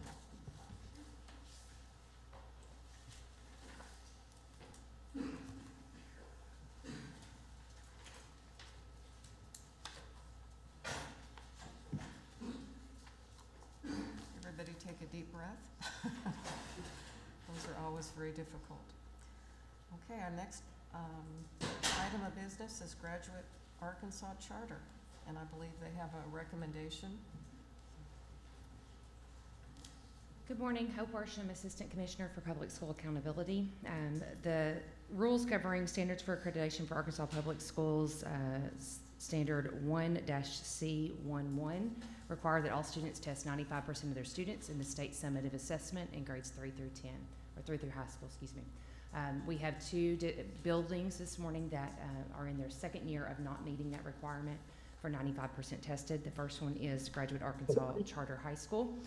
They are here to address the board. The department is recommending that they remain in accredited status for their high school. They did make significant improvement in the percent of students tested across the past 2 years, doubling the number of students percent that they were able to test. And we believe that with continued support from the department and remaining in cited status, that they will see significant improvement this year as well. So I will turn over to, I believe the district is going to speak, and we have slides for you. If you would introduce yourself as you come to the microphone, let us know your name, please. Good morning, Katie Hatley, Superintendent of Graduate Arkansas. Okay. So, thank you. Hold on one second. I'm sorry. I see people waving back here. Oh. Sorry. I don't think it's a hearing. I don't believe this is a hearing. Were you appealing? Y'all weren't doing an appeal.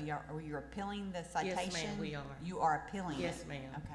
Oh, okay. I thought you were just going to present, so. No, ma'am. Did we receive a letter to appeal? We did receive a request to speak to the board, and I did not understand that there was an appeal, but Okay. Then we did do receive need a request swearing in to if address it's the an board. official Yes. appeal.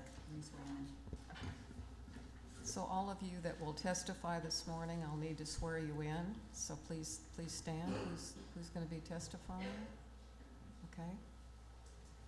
Do you swear the testimony you're about to give us is the truth, the whole truth, and nothing but the truth? Yes. Okay. Can you introduce yourself again? Okay. I didn't quite hear your last name. I'm sorry. Yes, ma'am. Katie Hatley, Superintendent, Graduate Arkansas. Thank you. Ms. Hadley, go ahead. Good morning, State Board members, Assistant Commissioner Smith. We come today again to appeal the accredited cited status. And with our presentation, you'll see the many reasons why. Today, we travel with our entire leadership team, but we have 2 test coordinators who will present the material to you. I'm sorry, do we need a Oh, I timer? was looking for. Go ahead. Do we need a timer? Is this that kind of? Yeah, there's a time limit. 15 minutes. 15 minutes. 15. I'll do it. Thank you. I'll take care of it for you. Don't start my timer yet. This clicker isn't working. I missed Dr. Moore this morning. Always. You're doing great. Don't start the timer yet. The clicker is malfunction. Don't start it yet. I'm ready whenever you are. Oh, we'll go back to. Jacob couldn't have handled this, so I'm glad. Yeah, thank you, Stacy. You're right. So many of you may not know much about Graduate Arkansas and our mission. We educate students 15 to 21 years of age, or 14 and if they're in the 9th grade. But our mission simply states that we provide personalized learning opportunities to re-engage disconnected students to help them earn a high school diploma and pathways to lifelong success. Our vision is still to become the nation's leading model for dropout recovery and credit recovery education through excellence in student support, instructional innovation, and community partnerships. And at this time, I turn it over to our coordinators. If you would please introduce yourself and really get up into the mic for us. Good morning. My name is Catherine Gintovano. I'm the district test coordinator.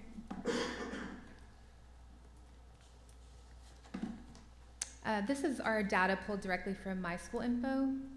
In each of our subgroups, our testing percentages have doubled or more than doubled last year compared to 2023, with the exception of the African American subgroup. We had the largest growth and highest achievement in our Hispanic and Latino subgroup, and I also serve as the ESOL coordinator, so this was a huge source of pride for me, as much of that subgroup is our English learners, and I get the pleasure of supporting them as well. We've included 2022's percentages on this slide as well for historical data. Overall, we have shown tremendous improvement from the previous year's percentages. Here is our enrollment growth over the past few years. We currently have 653 students, and last year our enrollment was at 490. We've tested more students year after year with the growth in enrollment, and more students tested means percentages carry more weight. We must now test more students now than ever. We have put systems and personnel in place to ensure that we have the capacity to test any student required to participate. Last year, we tested 317 students in writing, but only 298 of those students were counted in our ELA participation as a whole. Since there were separate testing windows for writing and ELA last year, this limited our student completion. Some students who attended the writing test session didn't or were not able to attend the ELA test session, which was held over a month later. Now that both tests are within the same test window, we can better ensure that each one is completed to provide an accurate ELA participation percentage. We do want to acknowledge that DESE worked with us to pair writing data with ELA data. However, this was a challenge for us as we try to get students to complete in-person testing.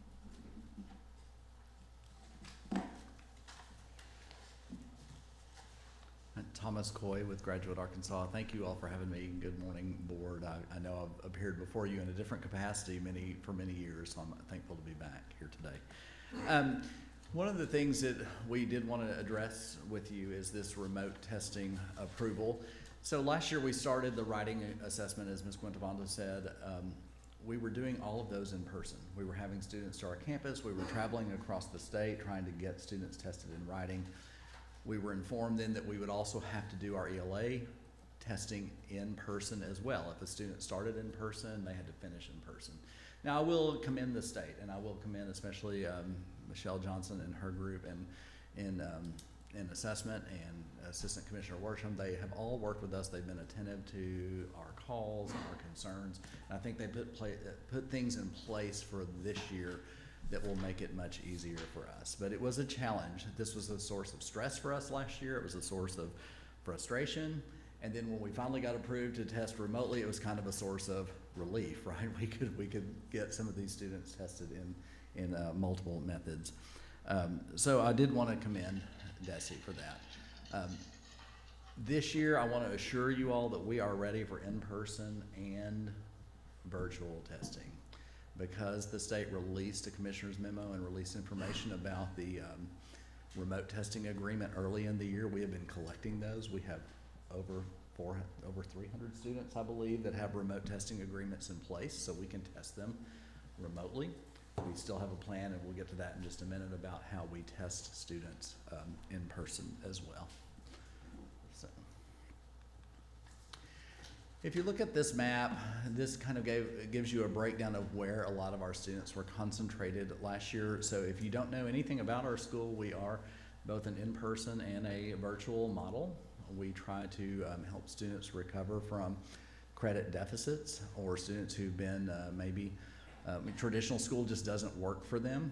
We serve them all, we take them all. So any student who needs to enroll with us that fit the requirements, the age requirements, they can enroll with us, absolutely. So if we look at these 16 testing sites across the state, these represent places that we actually traveled to, and this was not just one day. We traveled during the writing, we traveled during the open window, and we also traveled to these sites during makeup testing. So all of these sites represent maybe 3 trips or more to each of these places. Y'all, this was a team effort. It wasn't just several of us getting out and driving, it was everyone. It was our teachers. We would drive. We are thankful for the educational co-ops who hosted us, the public libraries who gave us spaces to test, community centers, community colleges.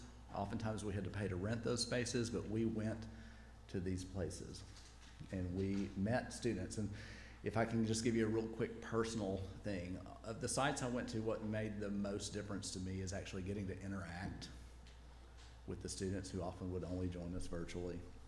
Figure out how they came to us, maybe what wasn't working in their school. And that's not an indictment of their school. It's just, how did they end up with us and why are we serving them? So, you know, it took a lot to get me to leave the department. I was here for a long time, but I feel like I'm in the right place because our students are really doing great things, and our school is really doing great things. And again, this is a whole team, our entire leadership team, our teaching team. We have core teachers in every area. We were all out testing. Not to mention, we did not put on here Little Rock, North Little Rock, Jacksonville, the places in Central Arkansas where we would meet our Central Arkansas students in person. They would come to either our campus, or we also set up some opportunities for them. So if you look at our breakdown, we did a lot of traveling last year, a lot of work to get a lot of students tested.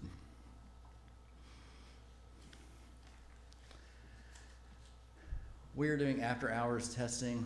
If I have bags under my eyes, if some of our other folks have bags under their eyes. We're doing this right now with our interim testing. We offer remote after-hours testing if the students have a remote agreement in place. We offer that from 4:30 to 9 p.m. while we're doing interims, also while we're doing summative assessments. So I wanted to point out that it's not just the regular school day, because I believe that our students, circumstances happen to all of us, right?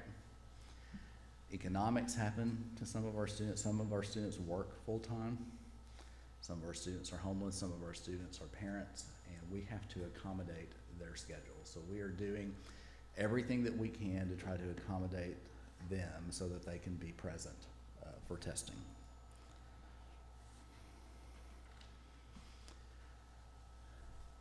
One thing that we did this year, last year we did not use the ATLAS assessments. When the state released all those, we started using ATLAS assessments because we're trying to build this culture of accountability in our school. If we can get our students accustomed to logging on to the ATLAS portal, taking those tests, I believe that they will then show up for summative. So we are doing the interim assessments. We're in round 2 right now. We've got people testing right now while we are here. We'll be testing this evening as well.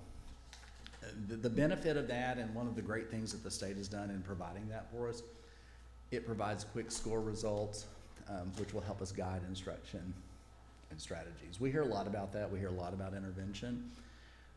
It's a challenge sometimes to get our students to show up for intervention.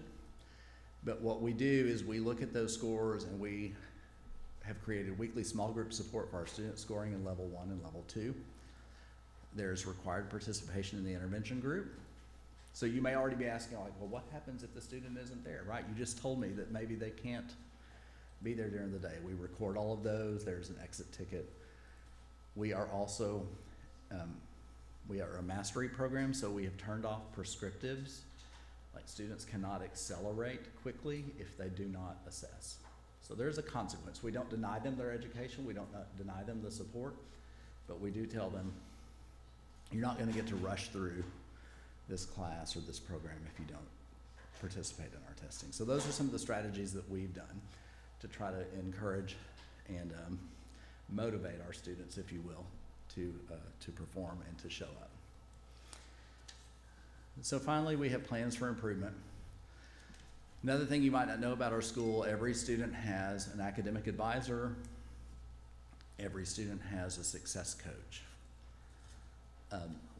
Our success coaches kind of deal with the extraneous, if you will. Our academic advisors deal with, again, the academic piece, right? So what we're trying to do is enhance communication through our entire team of support to get students engaged.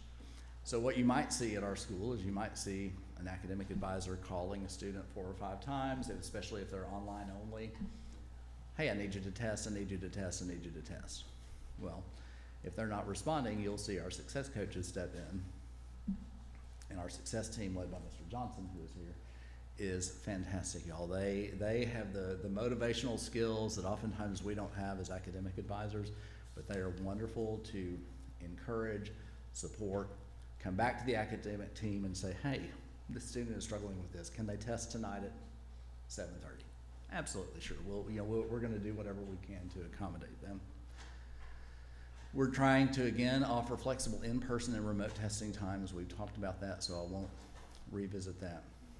When we met with DESE on a Zoom, some of our support Zooms for the 95% tested that we're required to attend have been great. They've added some encouragement around test completion incentives. So we're trying to incentivize not only our teachers and our staff to encourage students, but also our students who actually take and complete all of their tests.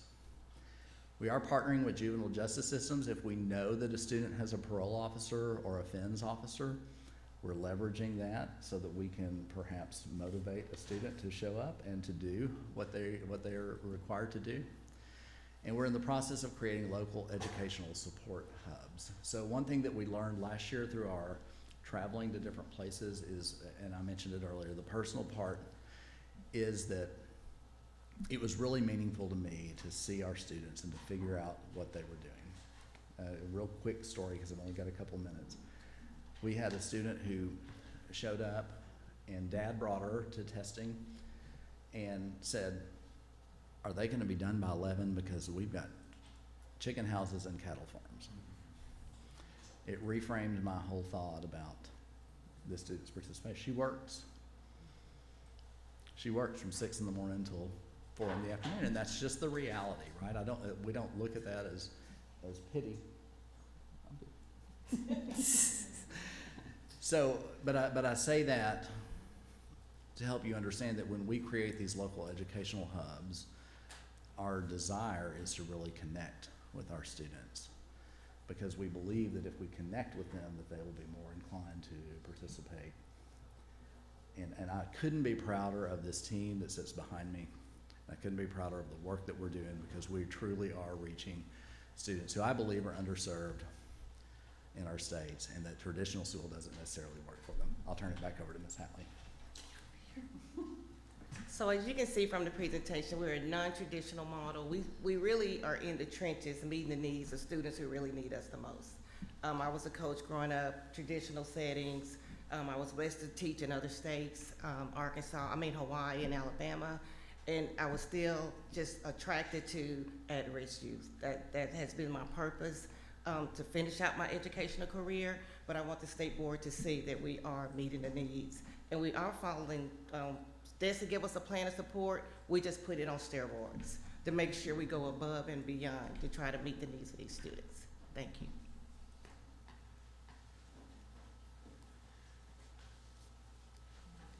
So the request from the department is to have, to continue the citation status for Graduate Arkansas High School.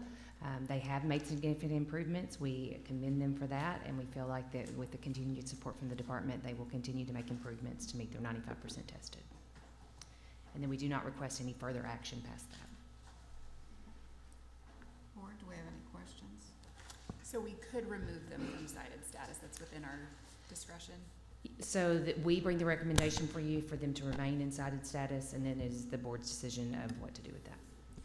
So, but because this would be their second year, they're in cited status now, is that correct? That is correct. And so the normal progression would be that they would move from cited status to, That is after 2 years. So Okay. if they do not meet their 95% tested after this year's citation, then they would be moved to probationary status, which then could have other consequences, other actions. thank you. Dr. Moore, do you have any questions? I do have one question. Does this have any relevance? Does this go in front of the charter panel? And does it have any relevance on their charter? This does not go before the charter panel because it's a standards for accreditation request. Okay. But I do believe that Mr. Smith may have the school discuss their action plan with the charter panel upon renewal. Okay. Thank you. Mr. Henderson, questions? Yeah, just for my clarification, what is the state, the department is asking us to do once again? So we're requesting that the school is currently in cited status for this particular standard. We are requesting that they remain in cited status for 1 additional year as they implement the action plan that they have discussed today. Okay. Questions? No, I don't think that's protocol, sorry. Questions? Gary? I think my question is, you've talked about how far they've moved. What percentage have they changed? So they went from 25% tested in ELA to 61% this year, 61.9 actually, so almost 62. And they went from 26% tested in 23 in math to 50% tested this year. So they've doubled the percent of students they've tested, and they have made significant, implemented significant changes to their system to ensure that that happens. So being in cited status, aside from the fact that they are in cited status, does that limit them in any other way? It does not limit them in any other way. In fact, it provides requires a plan of action from us and then additional support from my office, however we can be helpful. Mm-hmm.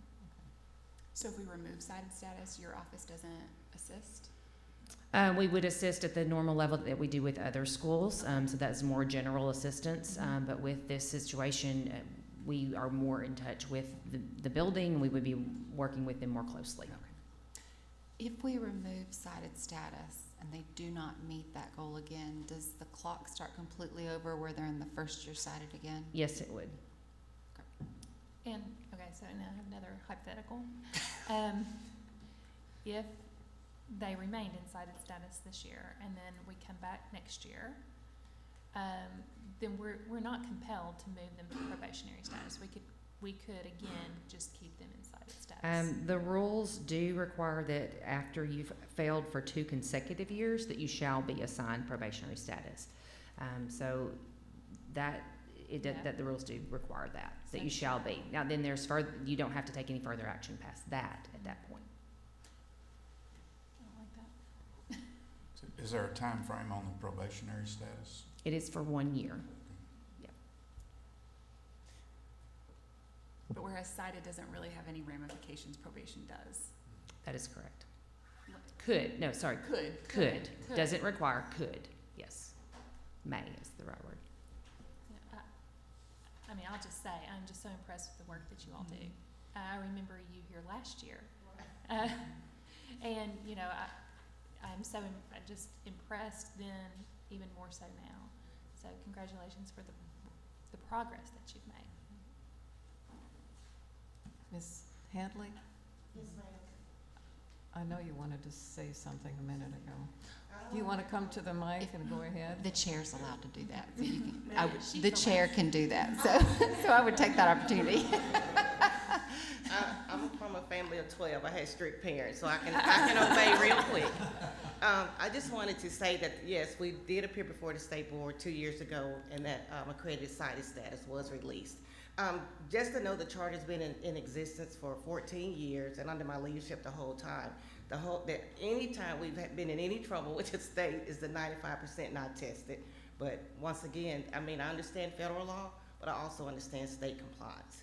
So by no way am I ever trying to overstep or anything like that. I just don't feel that we're comparing apples to apples.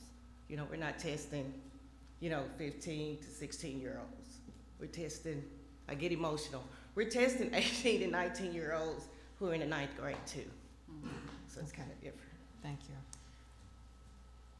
I wonder if this is one of those things that this is such a niche little pocket. Can you tell me a little bit more about other schools that are similar with non-traditional populations and sort of where they fall in their testing percentages?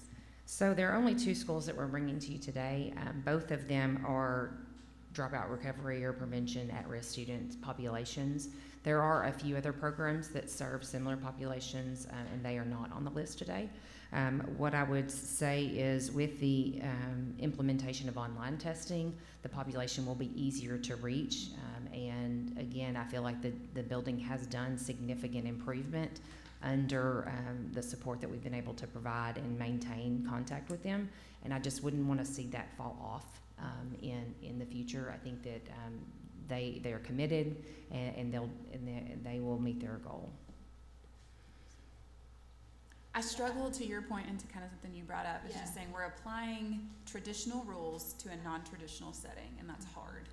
Right. But also it is the rules we have, so that's my conflict. Well, and I'll go even further on that conflict because, the work that you do is so amazing, and I think that having the additional support of the state by being in cited status is a plus.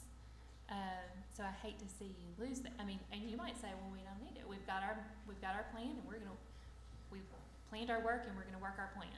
And if that's the case, then I don't know, but I'm very conflicted about easing up on any support that you may have. I also wonder, seeing as there's no direct consequence at this point for staying in cited status, and the plan is, we're confident about the plan.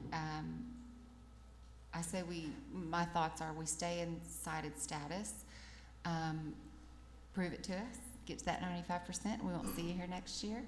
And if we do, perhaps that was the right decision, that maybe moving to a higher tier of consequences would be the right time. So in the meantime, we might look at the rules. Is that a form of a motion? Yes, I'll make a motion that we, oh, sorry, I cut him. Did you have anything? Okay, I was ready to move on. I'll make a motion that we approve the recommendation of the department, which is to maintain, for Graduate Arkansas to be in cited status for their 2nd year. Okay, is there a second? Second. Okay, second by Mr. Bragg. Is there any further discussion? Dr. Moore? No questions, thank you. Okay. Mr. Henderson? No. Okay. No questions. Okay, all those in favor, say aye. Aye. Is there anyone opposed? I'm gonna oppose, just because I'm still conflicted, so I'm gonna say no. That's okay. Okay, the motion passes. Thank you. And y'all are a sharp-looking group, too. Thank you for coming. Can I make a comment, do you mind? Again, I just want to acknowledge that, and I think this board today does acknowledge and recognize the students that you work with. Not everybody opens their doors and goes after kids who have not been successful, and you do. And I know Ms. Warsham's recommendation today was not to impugn, or we made no recommendation other than meeting the standard. right? We're here to support you. We applaud you. No recommendation is further actions upon you today. So keep doing the good work. Keep working hard. And hopefully next year we're going to fill this place with balloons and say we made it to 95%. All right? So congratulations on your work.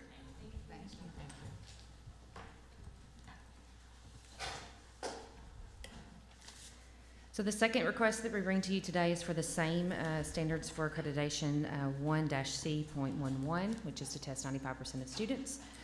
The school that we are recommended to remain in cited status for their second year is Premier High School Online, part of the Premier High Schools of Arkansas group. I will say for this particular district, they did have 3 schools on the list last year, and they are down to 1. They have as well made significant improvement. They have gone from approximately 50% of their students testing in 2023 to 90 and 93%. So they are very close to meeting that mark.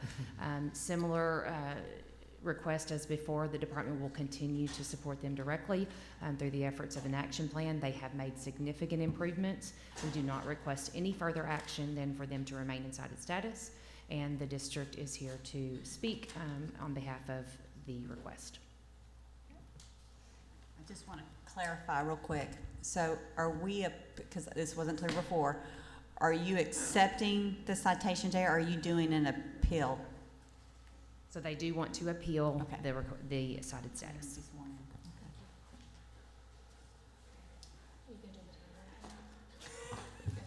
You, I will.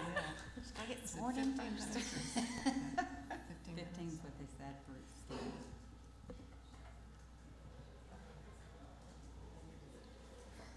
Okay, I'll need to swear you in before we start. Do you swear the testimony you're about to give is the truth, the whole truth, and nothing but the truth? I do. If you would please really get to the mic and introduce yourselves. I'm Dr. Dennis Felton Jr. I'm the Vice President of School Operations for Responsive Ed Arkansas. Good morning. My name is Susan Provenza, and I'm the Superintendent for Responsive Ed Arkansas. Thank you for having us here today. Now, we were just clarifying with the department. Originally, when we prepared this presentation, we were going to talk about 3 schools.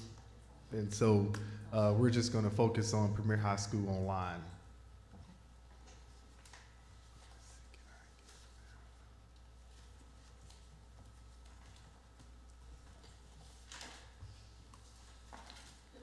And so once again, we are here to appeal the state's recommendation to put Premier High School Online as cited status for accreditation.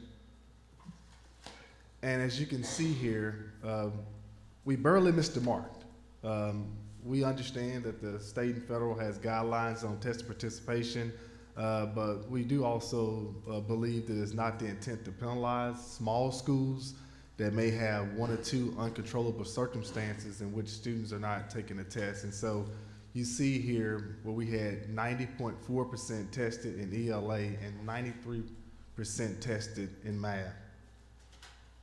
And so also just showing you all our improvement with our online, we almost double our participation from 2023 to 2024. So you see where all students in ELA, where we tested 50%, we came back with a 40% increase and tested 90% of students. And you see in math where we had 51% of students tested, we came back and had a 42% increase in student participation. So one of the things that we do very similar, we serve a very non-traditional population when it comes to our Premier High School students. Often these students are struggling. They're dealing with chronic absenteeism, may have been dropped from previous school district due to lack of attendance.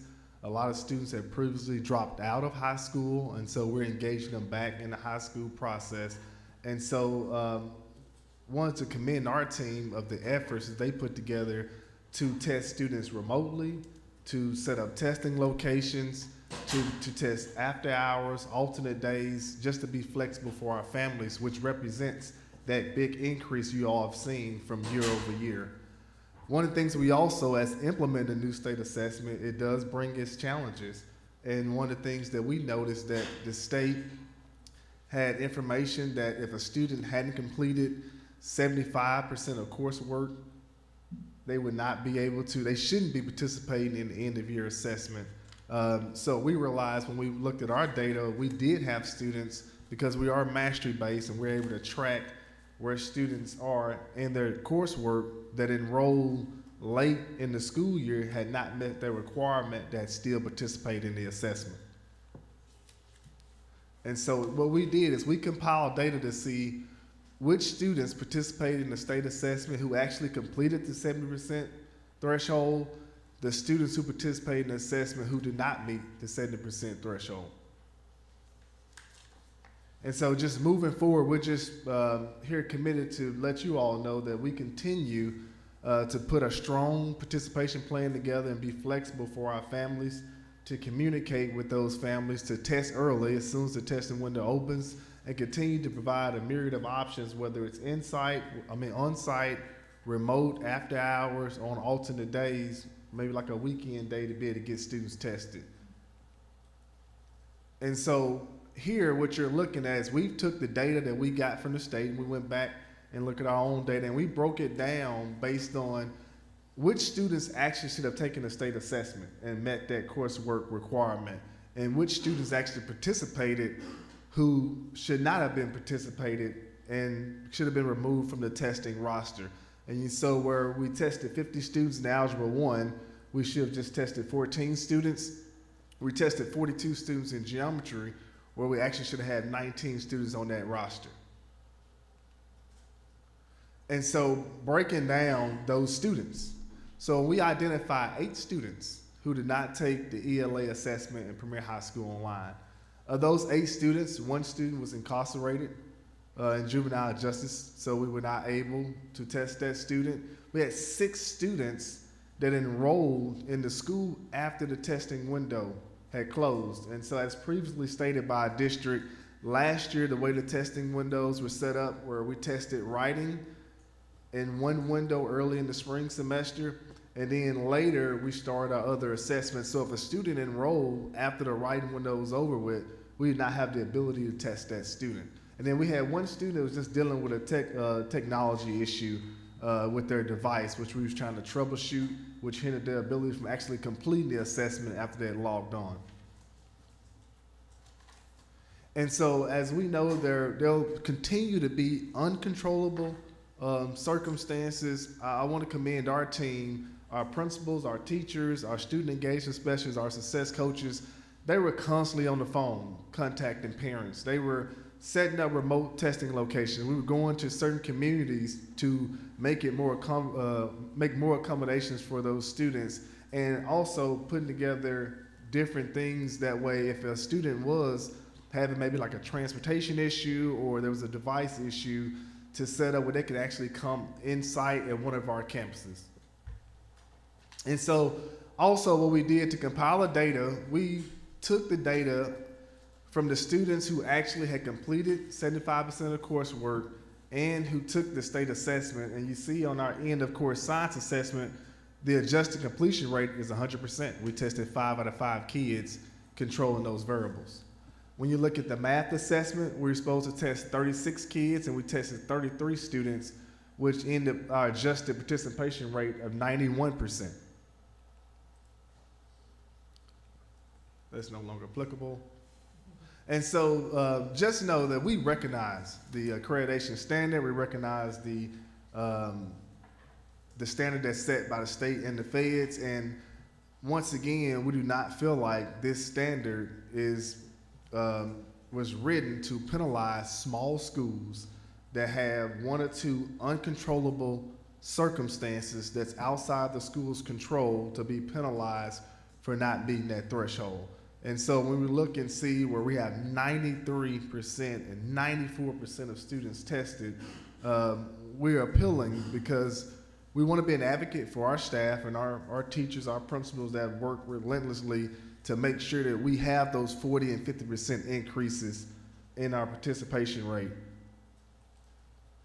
In closing, I feel like we have a strong participation plan. We've continued to work with the state on that participation plan. I guess I can go to the extent to say I feel like after working with the state 2 years, we have a solid plan. And that's why you've seen our schools at 95 or above, and the ones that don't make the mark, they're laying around 93% and 94% is because of those uncontrollable circumstances.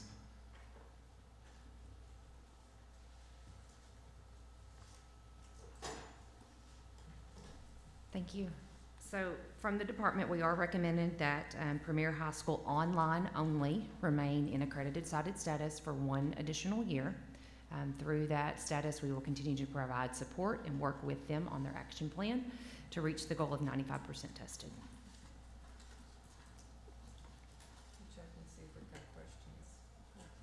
One clarification. So when you say the circumstances out of your control really boils down to the 8 students noted. in the That is justification correct. slide. And just to credit the department has adjusted the testing sessions this year. That way, writing is not totally separate window.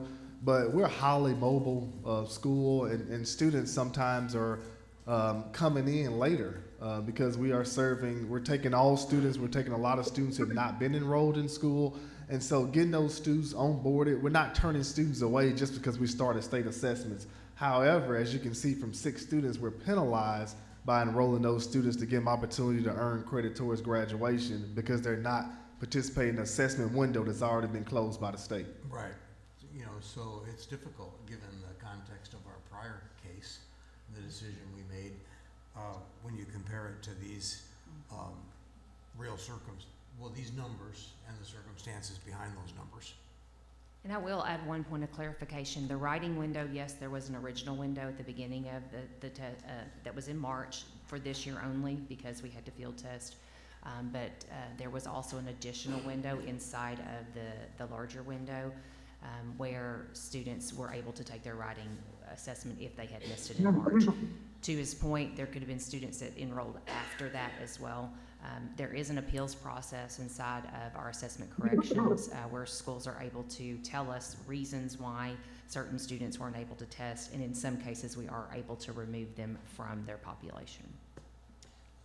So these 6 did go through that process, and it was determined that they should not be removed from the numbers, that they should be included.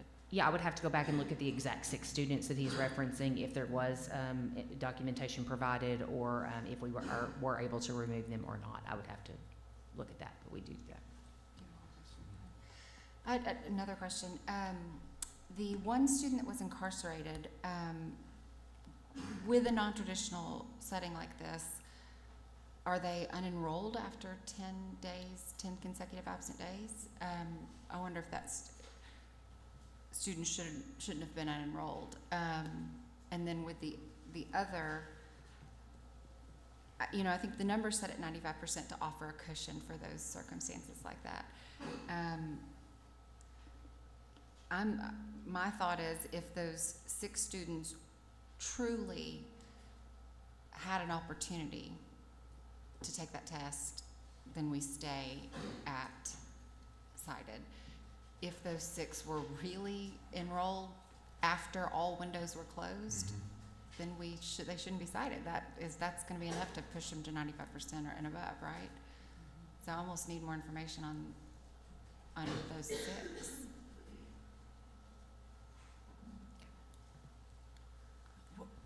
What's the total number of students that you have in your high school? What are we? Because earlier when you showed the numbers, you were saying like 50 students, 14 students. What's the number of students? Premier High School online last year we served right under 300 students. Okay, and so in your algebra and geometry courses, 50.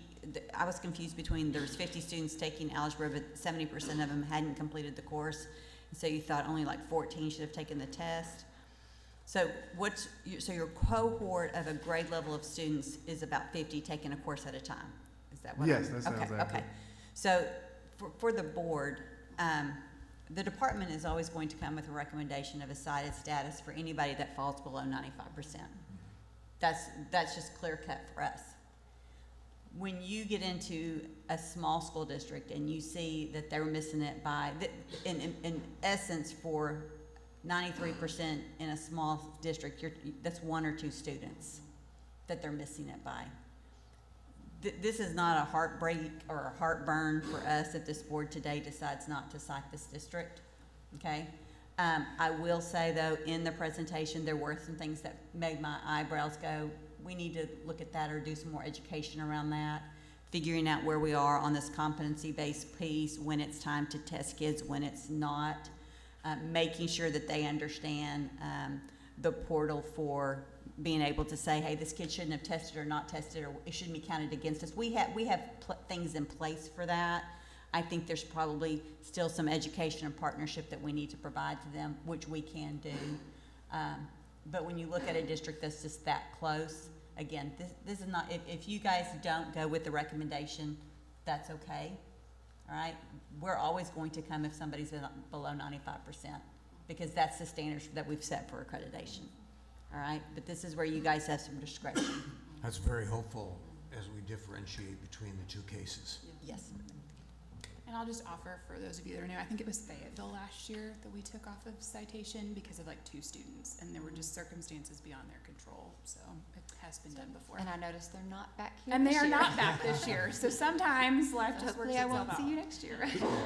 So, what is the status of the school with other standards? Are you cited for any other standard violation? No, this is the only one. Dr. Moore, did you have any questions? No, not at this point. Thank you. Mr. Henderson? Okay. Anyone else? Okay, we'll need a motion then. I would move that we remove the cited recommendation. Second. It's been a motion that we remove the site recommendation. All those in favor, say aye. Aye. Anyone opposed? Okay. Thank y'all. Good job. Thank you. Good job. Just a question, is it worth evaluating the standards to have a different standard for these situations? Promulgating different rules. Yeah, so when you look at like Graduate Arkansas, the one previously, so their charter is a charter for like an alternative learning environment. So they don't get an A to F grade. So our state law does already differentiate. But because they are a high school within the state, they're expected to meet standards for accreditation that are set. 95% is a federal law that we have to meet in testing kids. And so that's where we've set the standard for the state. I will say that bringing districts who didn't have 95% tested was not something that we used to do. We added it to the standards for accreditation around COVID time. And if you remember, right after COVID, we had a very large group that didn't meet 95%, and we asked you guys to waive all of those, right? And so this is fairly new as far as bringing districts who don't meet that 95%. I will say, with Graduate Arkansas, they made a significant increase from 20% to 50%.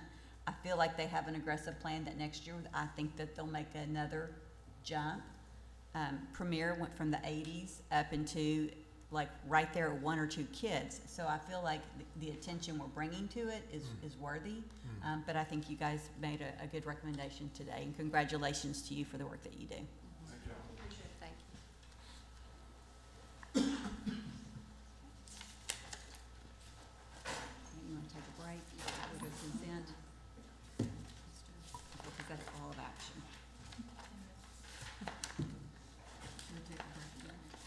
Yeah, because that would end the action agenda, correct? And then that would, we could then move into consent, and then she could leave, in between. Does that work? So that's, you wanna take a break? Sure. Okay. We'll take a 10-minute break.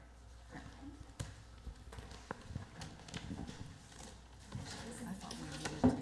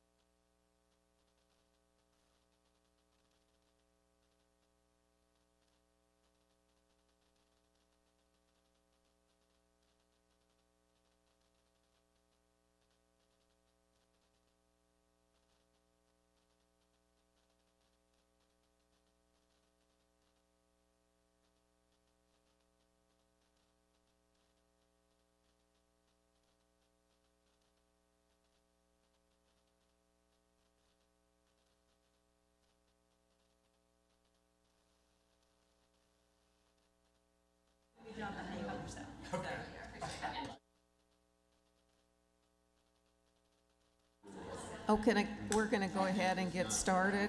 Are y'all ready back here? Okay.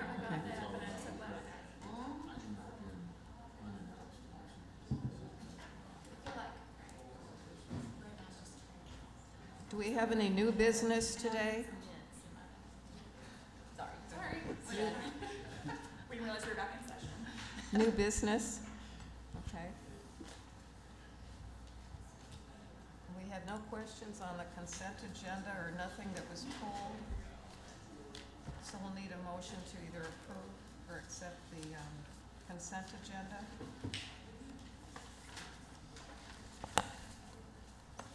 So moved. Okay, Mr. Henderson makes the motion. Second. Second by Lisa.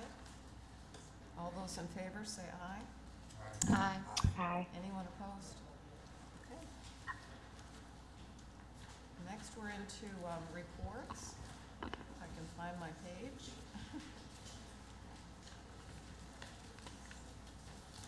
We're at the board reports.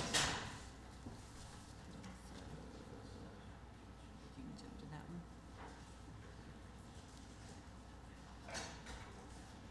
Who's first? Sorry. Ms. Keener, were you Is ready it- to? Yes, your I was just report? looking. Who's Sorry, first? I It's had me. to find my place here. Okay. If we can pull up the, oh, look at me with the clicker. Okay, thanks. Okay. Just to kind of update you guys on what we have been busy doing in the Committee on Early Learning. And I'm going to kind of go backwards just a little bit, but meaning that I'm going to talk about the LEARNS Act for just a heartbeat. So Governor Sanders, when the LEARNS Act was passed, what was included in there was a unified early childhood care and education. And we'll say that term a lot, unified, but what does that mean? And I think this report is our very first glimpse at what that means and how this can be really helpful. And we're so excited about it. I'm going to jump to, is it these on the side?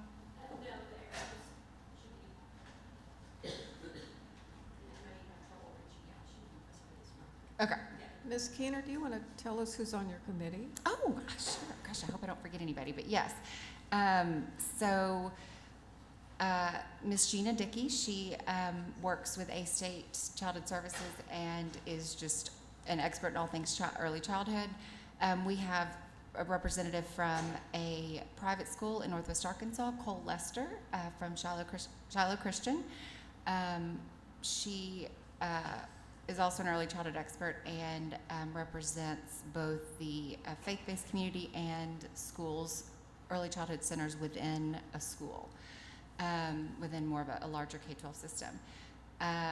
We have John Chadwell, excuse me, I wanted to get his name right. He serves on the Economic Development Commission in Jackson County, so he represents the communities and larger businesses. Senator Jane English is new to the board. She has always been a big advocate for early childhood and didn't hesitate when I asked her, specifically with legislation and things going through. She's a great resource. Faye Dismuke out of Washita Child Enrichment Center in, remind me the city, Camden, I believe.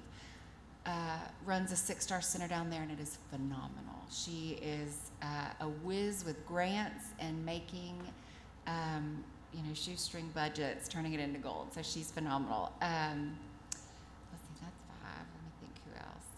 Morgan Warbington. She works on the governor's staff. Used to be the education policy director. She's now moved on to bigger and better things, but still is serving. She's also the mother of 2 young children in childcare. I shouldn't say childcare, one. She just had a brand new baby in November, I believe, who joins her every day at the office, and that's phenomenal. So having a representative from the governor's office as well as a brand new mom is just fabulous. Let's see, who else am I forgetting? Jackie Govan, who runs the Head Start coalitions. We've got Head Start representatives. I feel like I'm missing, we have a family home child care, Shaylin Lane, who runs a 6-star family home child care program that's nationally accredited. Similar there, it's just remarkable what she does, and we're thrilled to have a representative from Family Home Child Care. Anybody else? Feel like I'm missing somebody if I've. No, I should have had. I could pull a list up, but it might take me just as long to find that tab in my computer. So, going from memory was probably faster. Yeah, and we specifically chose each stakeholder based on the stakeholder list that was written into Learn. So it was very strategic in making sure that everybody was represented. And then we've added a few extras as well. So this unified early childhood care and education system, sort of bringing everybody into one department and division was critical, especially under the leadership of Secretary Oliva, who has been such a wonderful advocate for getting that implemented. Anyway, let's dig in. So I'm only going to go over just a few pieces. It's a lengthy report, and I want to just hit some highlights and some opportunities. So I'm going to start, let's see, right here. So this page is what I mean when I say we are now positioned in a better spot than we've been in a long time. Being able to bring all these numbers together. School Readiness Assistance is our new phrasing for child care assistance from the CCDF grant that we get from the federal government. Arkansas Better Chance has long been with the department, I shouldn't say long, but it's been with the Department of Ed, which meant that those two were separate until the LEARNS Act. Head Start, Early Head Start is a federal grant that goes directly to private providers. Bringing Jackie and her office into the Department of Ed now means that they're also with us. The one piece of data we're missing is the one piece that didn't come over in the LEARNS Act. And that shows you right there how important it was to get everybody in the same house. EIDT is the early intervention day treatment. It is through Medicaid, so it is so heavily regulated through Medicaid that it really needed to stay in DHS. It is not going to be ignored by us or the subcommittee. It's certainly a piece of the early childhood world. And we are working closely with the secretary over there to try to get that data and to get some communication so that we can have a full glimpse on a single page of the funding and the children that are being supported. So this is huge. We're thrilled to see that. In fact, I just Monday was invited to visit with advocates in Tennessee. They are considering making the same move, and they're scared. Understandably so. There are hiccups in any transition. But after hearing some of the stories in Arkansas and seeing the success and seeing how streamlined things can become, they're much more excited. Their biggest fear in doing this in moving it into the Department of Ed is push down, and I've spoken about that too. I don't want 3-year-olds learning the way first graders do, and it needs to be developmentally appropriate. So ensuring them that can happen and all these wonderful things can happen as well was a fun opportunity. And kind of getting to brag on us over here in Arkansas. So having this information in one singular page is huge. It's going to give us an understanding of how money can move and shift and ways that we can improve. Next, I wanted to look at some access numbers. Let's see. No, let me go back. I think I had it down as page 11, but now I don't know where the numbers are. Sorry.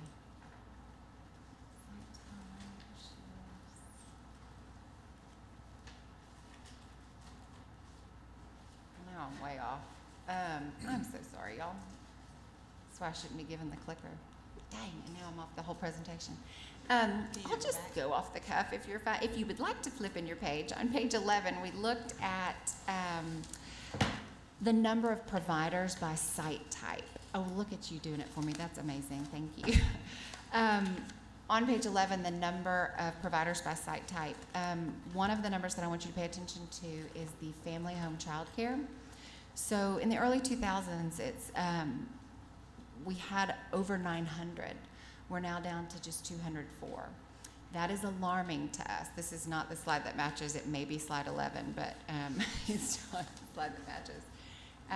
It'll say site provider by site type, I think, something like that. License. Yes, right there. So if you look, licensed and registered family care home, in the last year, those numbers have continued to drop. One of the things that we're doing is looking into the why in some of these things. So we know this, what we see up here, is just the tip of the iceberg. We had to look into, okay, why are family home childcare not getting licensed? Why are they not engaging with us? Why are there fewer of them out there? One of the things that we believe is happening is that our licensing is not designed for them and for sort of non-traditional schools, Montessori, nature, things like that. So over the last year and a half, we have engaged with Pillars group, which is evaluating our licensing and helping us rework that. Again, getting all these numbers in the same place is what enabled us to kind of dig into the numbers so we can dig into the why so we can eventually find solutions. The next page I'd like you to go to says 23 on here, but it is talks about the site type and their quality rating. So you'll see, that's it, site type by quality rating. Oh, there, I don't want to mess it up again. It's it. In that, I want you to look specifically at that EIDT number. Based on these numbers, 93% of our EIDT centers are in the 1 to 3 star range. Now, EIDT works with our most vulnerable populations, those with diagnosed delays, those that need that extra support. That's of concern to me. And I mentioned it's not in our unified, but we are going to pay attention to that. That's definitely a larger discussion for another time, but it is on our radar, so I just wanted to point that out to y'all as well. Next, if you'll look at the context on page, for me it says page 18, let's see. Oh, I'm sorry, I skipped the workforce. Let's look at workforce data. This is an opportunity as well. We don't have enough data to truly understand our workforce. One of the things that we also know, and this was a hard pill for me to swallow, I'm very institutionalized. I love a good degree, I love a good certification, but we know that that does not directly correlate to student outcomes. We also know that we cannot pay early childhood teachers in our current system for a doctorate, a master's, maybe even a 4-year degree. It is unreasonable for us to ask every early childhood teacher to go and spend a fortune getting these degrees and then to make sometimes minimum wage. So we've got to start looking at workforce and compensation based on what we know to be lead to positive student outcomes. So we're looking into ways that we can offer bonuses and compensation for those that are showing positive interactions.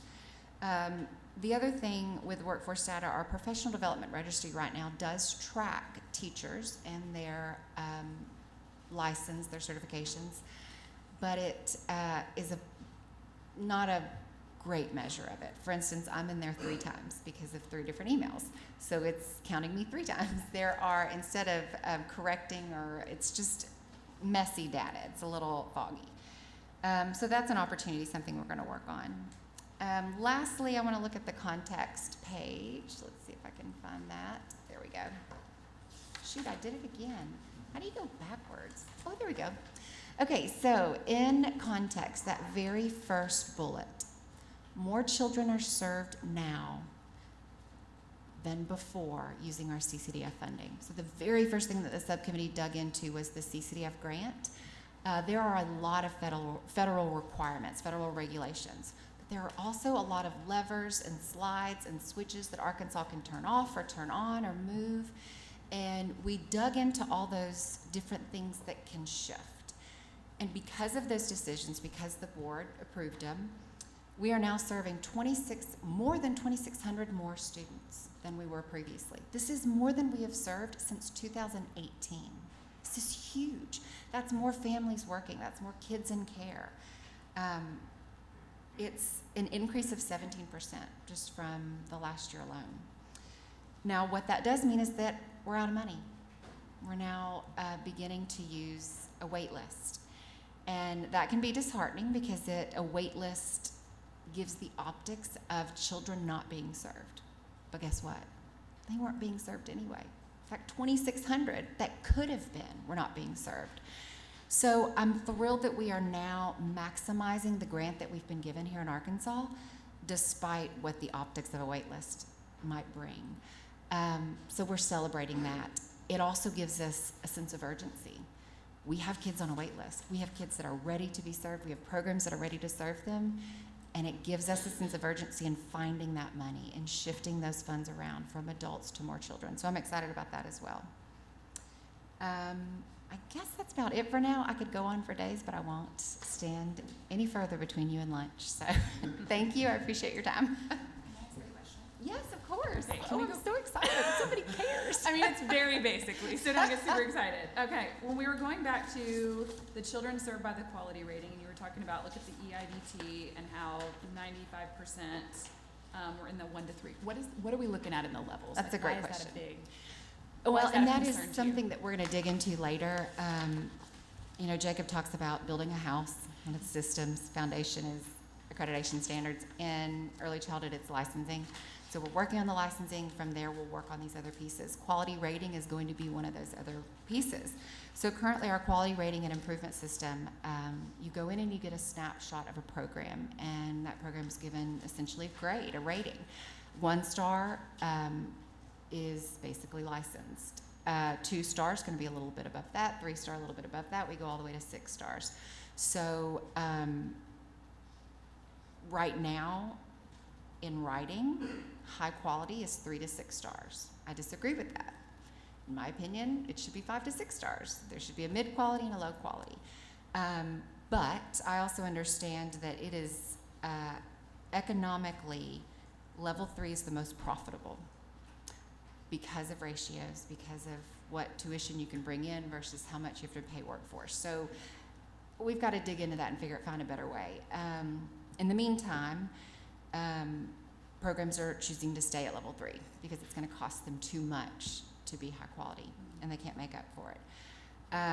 However, like I said with the IDT, they are funded differently.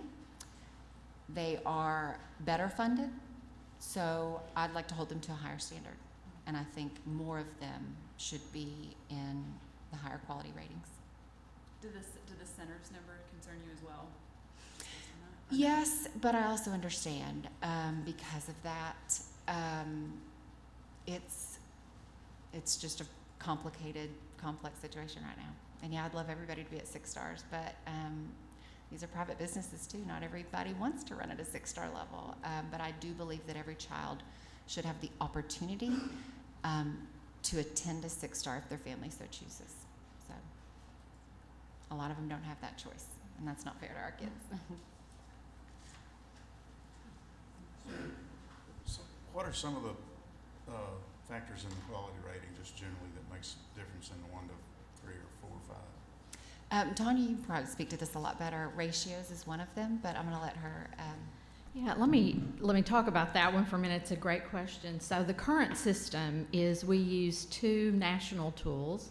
One's the Environment Rating Scale. It was developed out of Chapel Hill in North Carolina, so it's very research-based heavy. It looks at the environment, Mr. Bragg. It really focuses on what's in that environment. It's not a bad tool. It was the only tool for a very, very long time across the nation. But the LEARNS Act calls for us to use a new tool that's more predictive of child outcomes, and so we're using CLASS. We're doing a pilot with a tool called CLASS, another national tool developed out of Virginia. And a lot of states and communities are using this tool. So CLASS is more narrow, and it's focused on teacher-child interactions. It's focused on what's happening in that classroom. And in the report, you'll see data about some of that pilot. I think we had 182 programs in cohorts 1 and 2. And our scores are really good because we have a long history of doing quality with the former tool, but it's starting to get more predictive of child outcomes. But it also tells us areas, as Ms. Keener's pointed out, of improvement that we can do, like instructional support, for example, is a lower score in class, typical of the first implementation for that tool, like a lot of states, and Head Start, for example, who uses that. That was the lowest score for them. But it tells us we need to push our professional development into that area so that we can support instructional support. I forgot one thing that I absolutely love. It's my favorite. I have a question too. Oh, good. Okay, so if you'll look on page 10 in your packet, there's a slide there with some really pretty colors and boxes. And that is our very first glimpse at those class domain scores. So each domain is something different, whether it's instructional strategies or positive climate, things like that.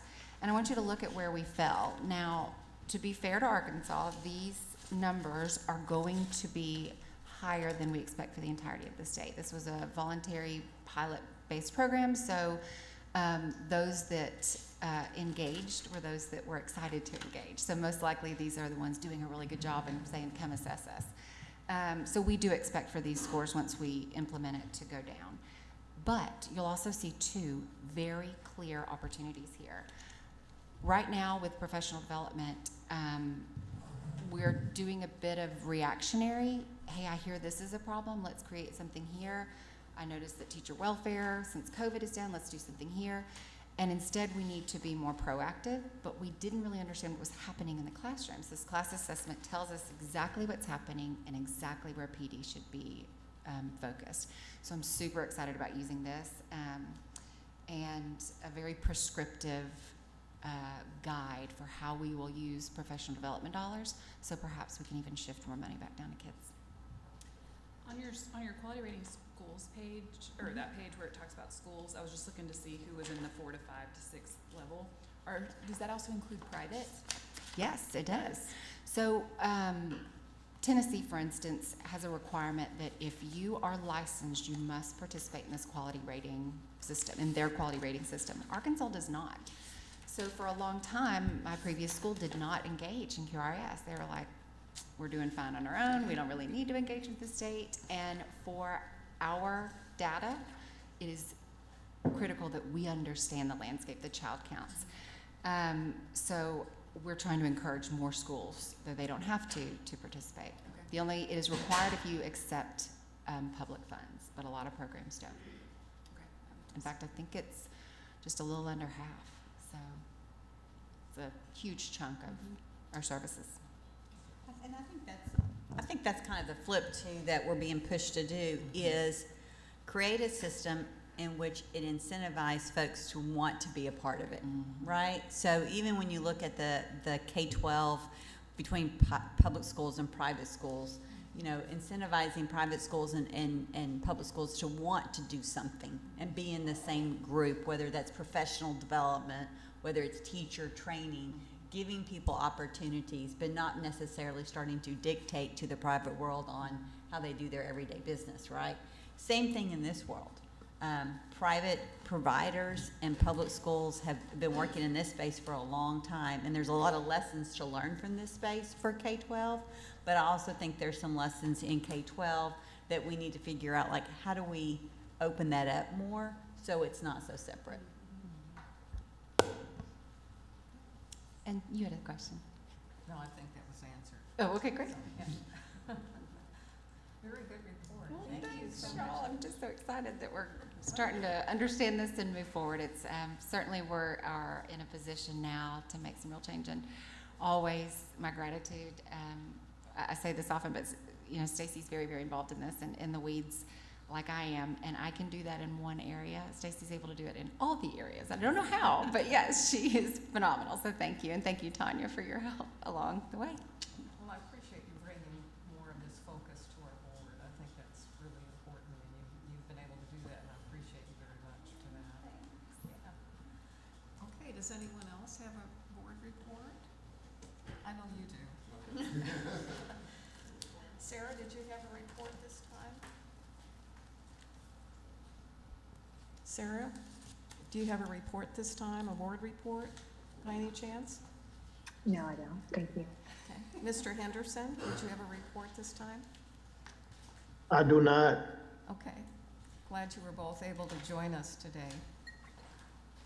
All right. Mr. McClaskin, did I say that right? Close enough. We know it's you, right? That's why my kids call me Coach Mac, because they can't get it right either. No, So it's say fine. it for us. McCaslin. You can bar Smith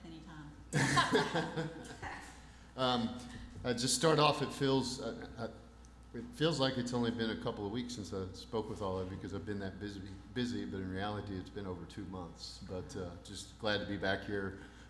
Just to start off, right before Christmas, I had the honor to deliver the commencement, the fall commencement to SAU graduate students. As somebody who was on the 6-year plan to a bachelor's, delivering a commencement speech was never on my radar nor on my bucket list.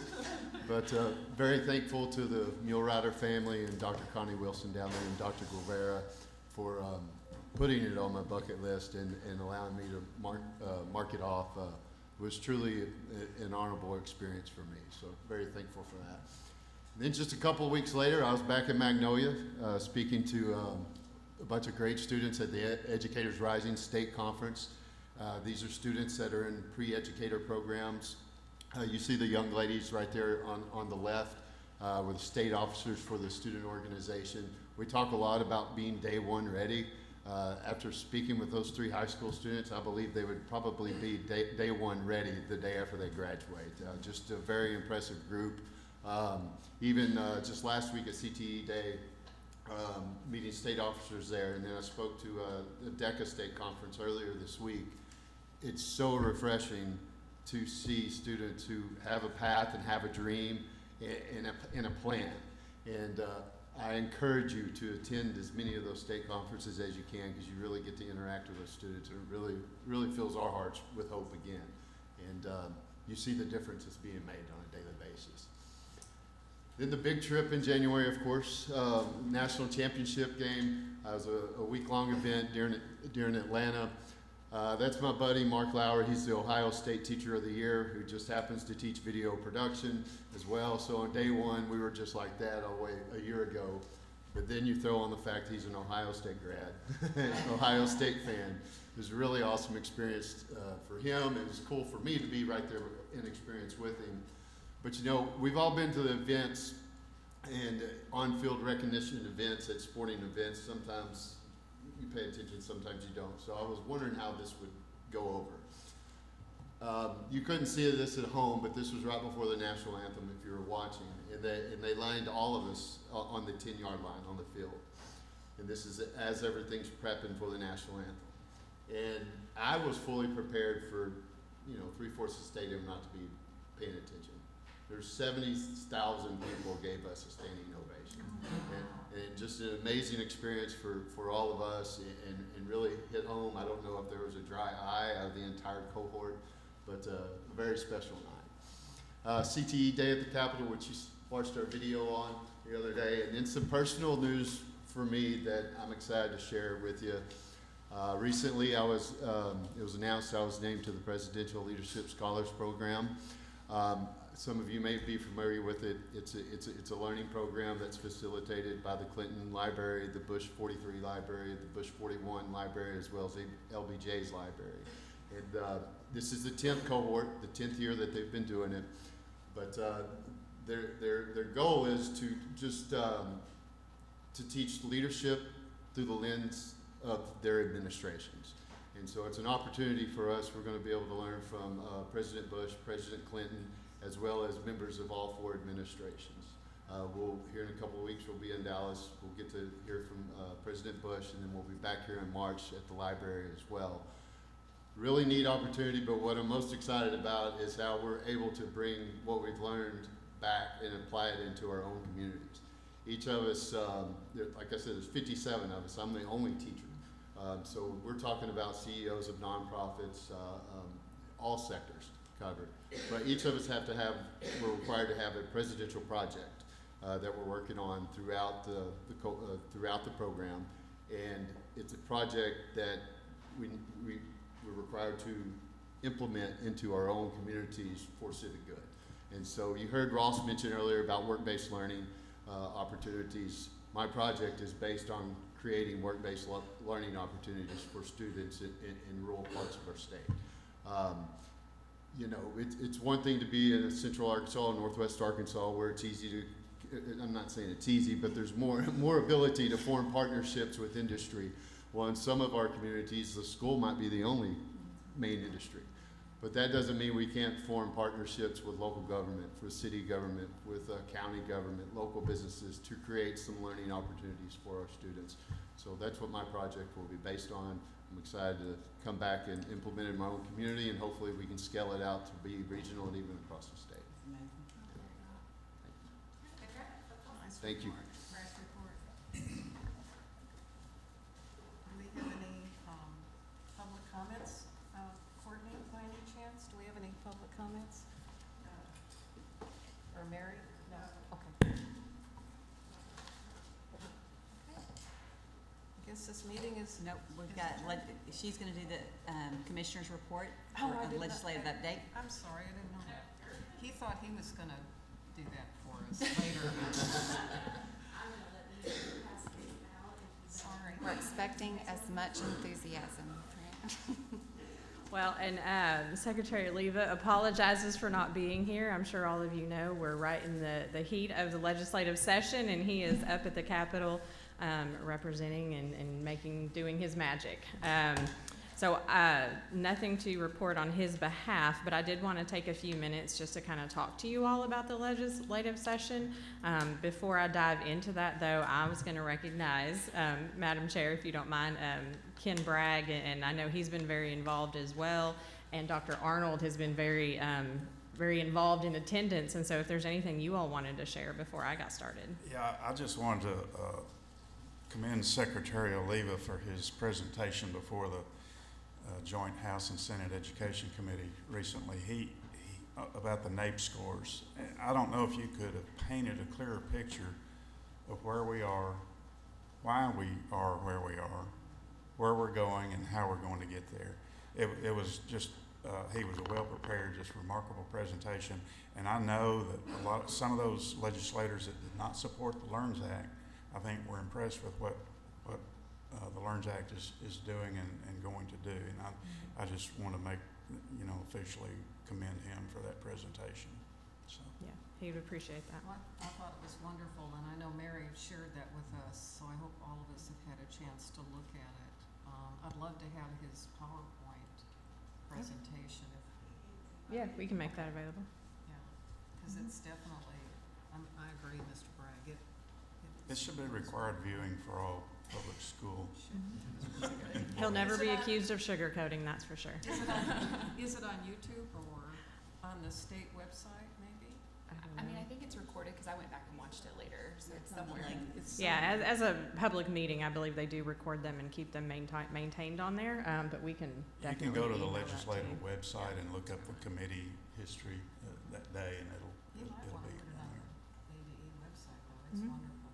But Yeah. anyways, thank you for bringing that up. Appreciate it.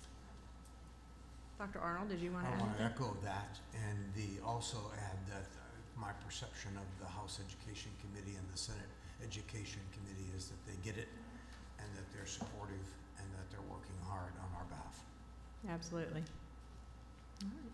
Well, I'm not going to go into a lot of detail. Again, I think most of you know the session started last month.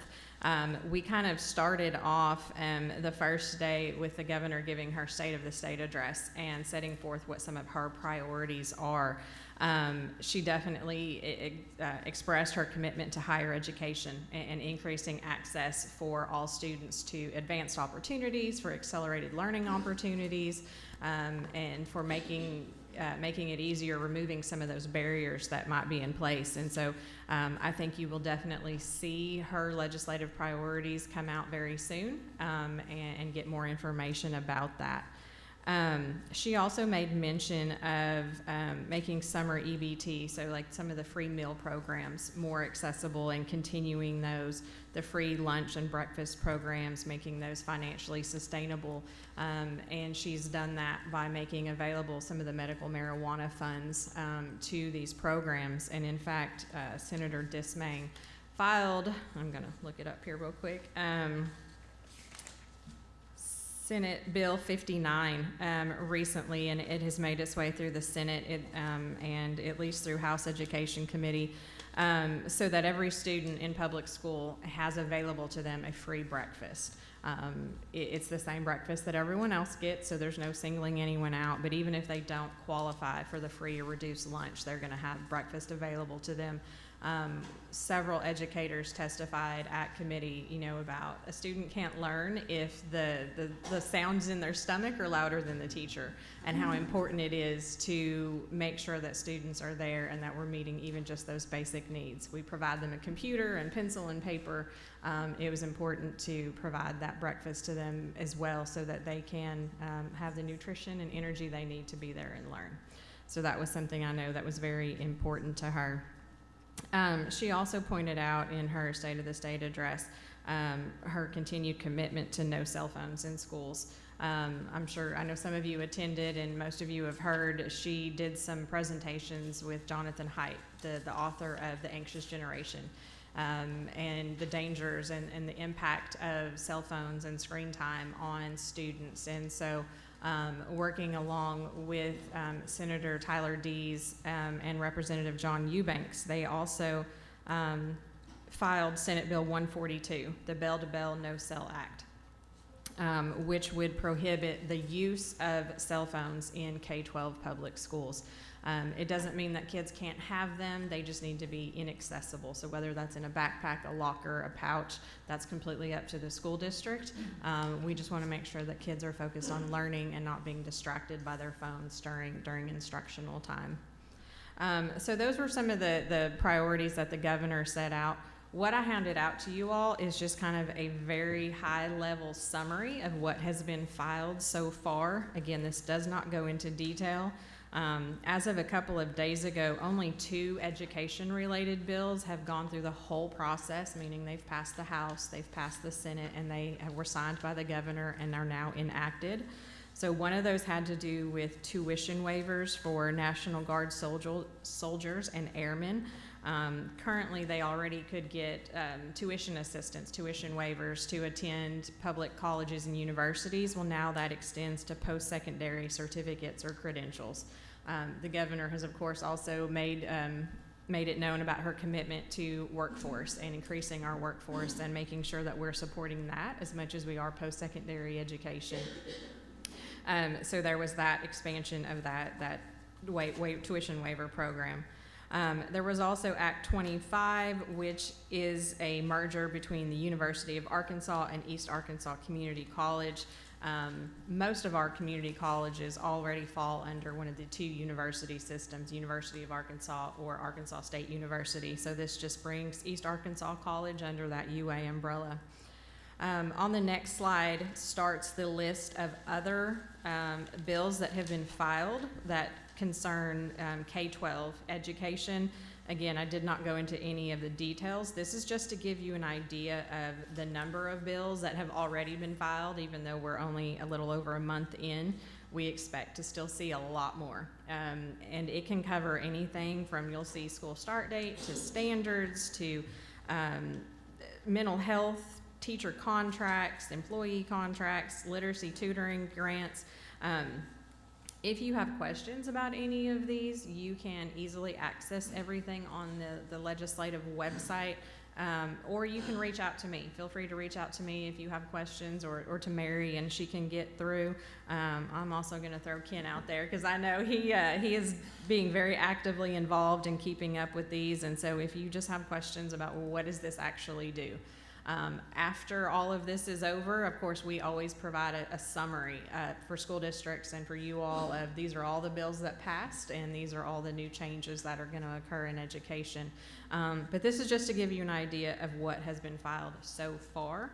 One more that I do want to point out is Senate Bill 206.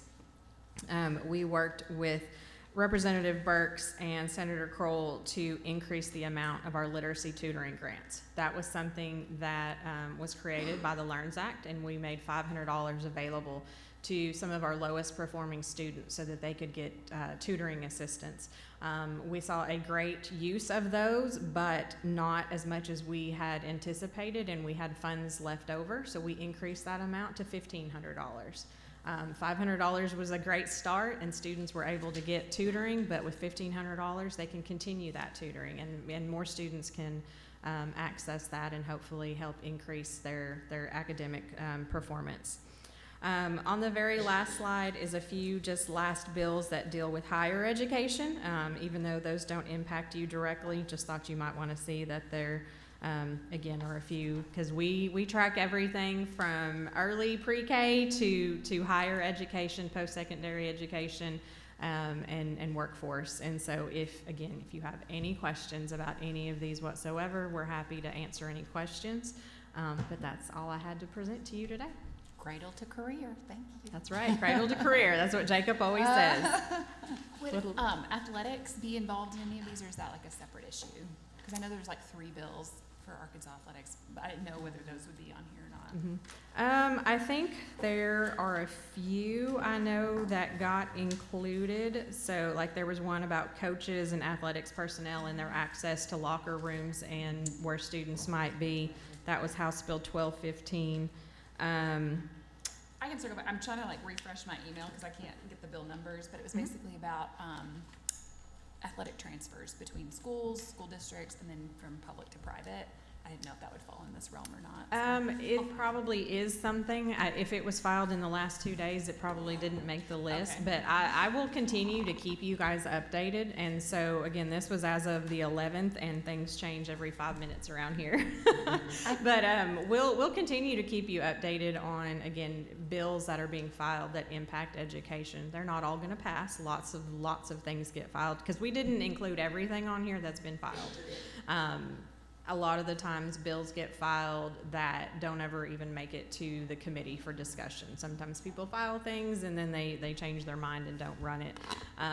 Or, for whatever reason, they just end up not making it to the House or the Senate. And so didn't want to overwhelm you with them, but that is one that probably is going to make our record. If it has to do with a K-12 institution, a higher ed institution, or an early pre-K program, we're probably tracking it in some way. I'll find you the things. And just, Yeah, I was absolutely. just curious if that would come on or not.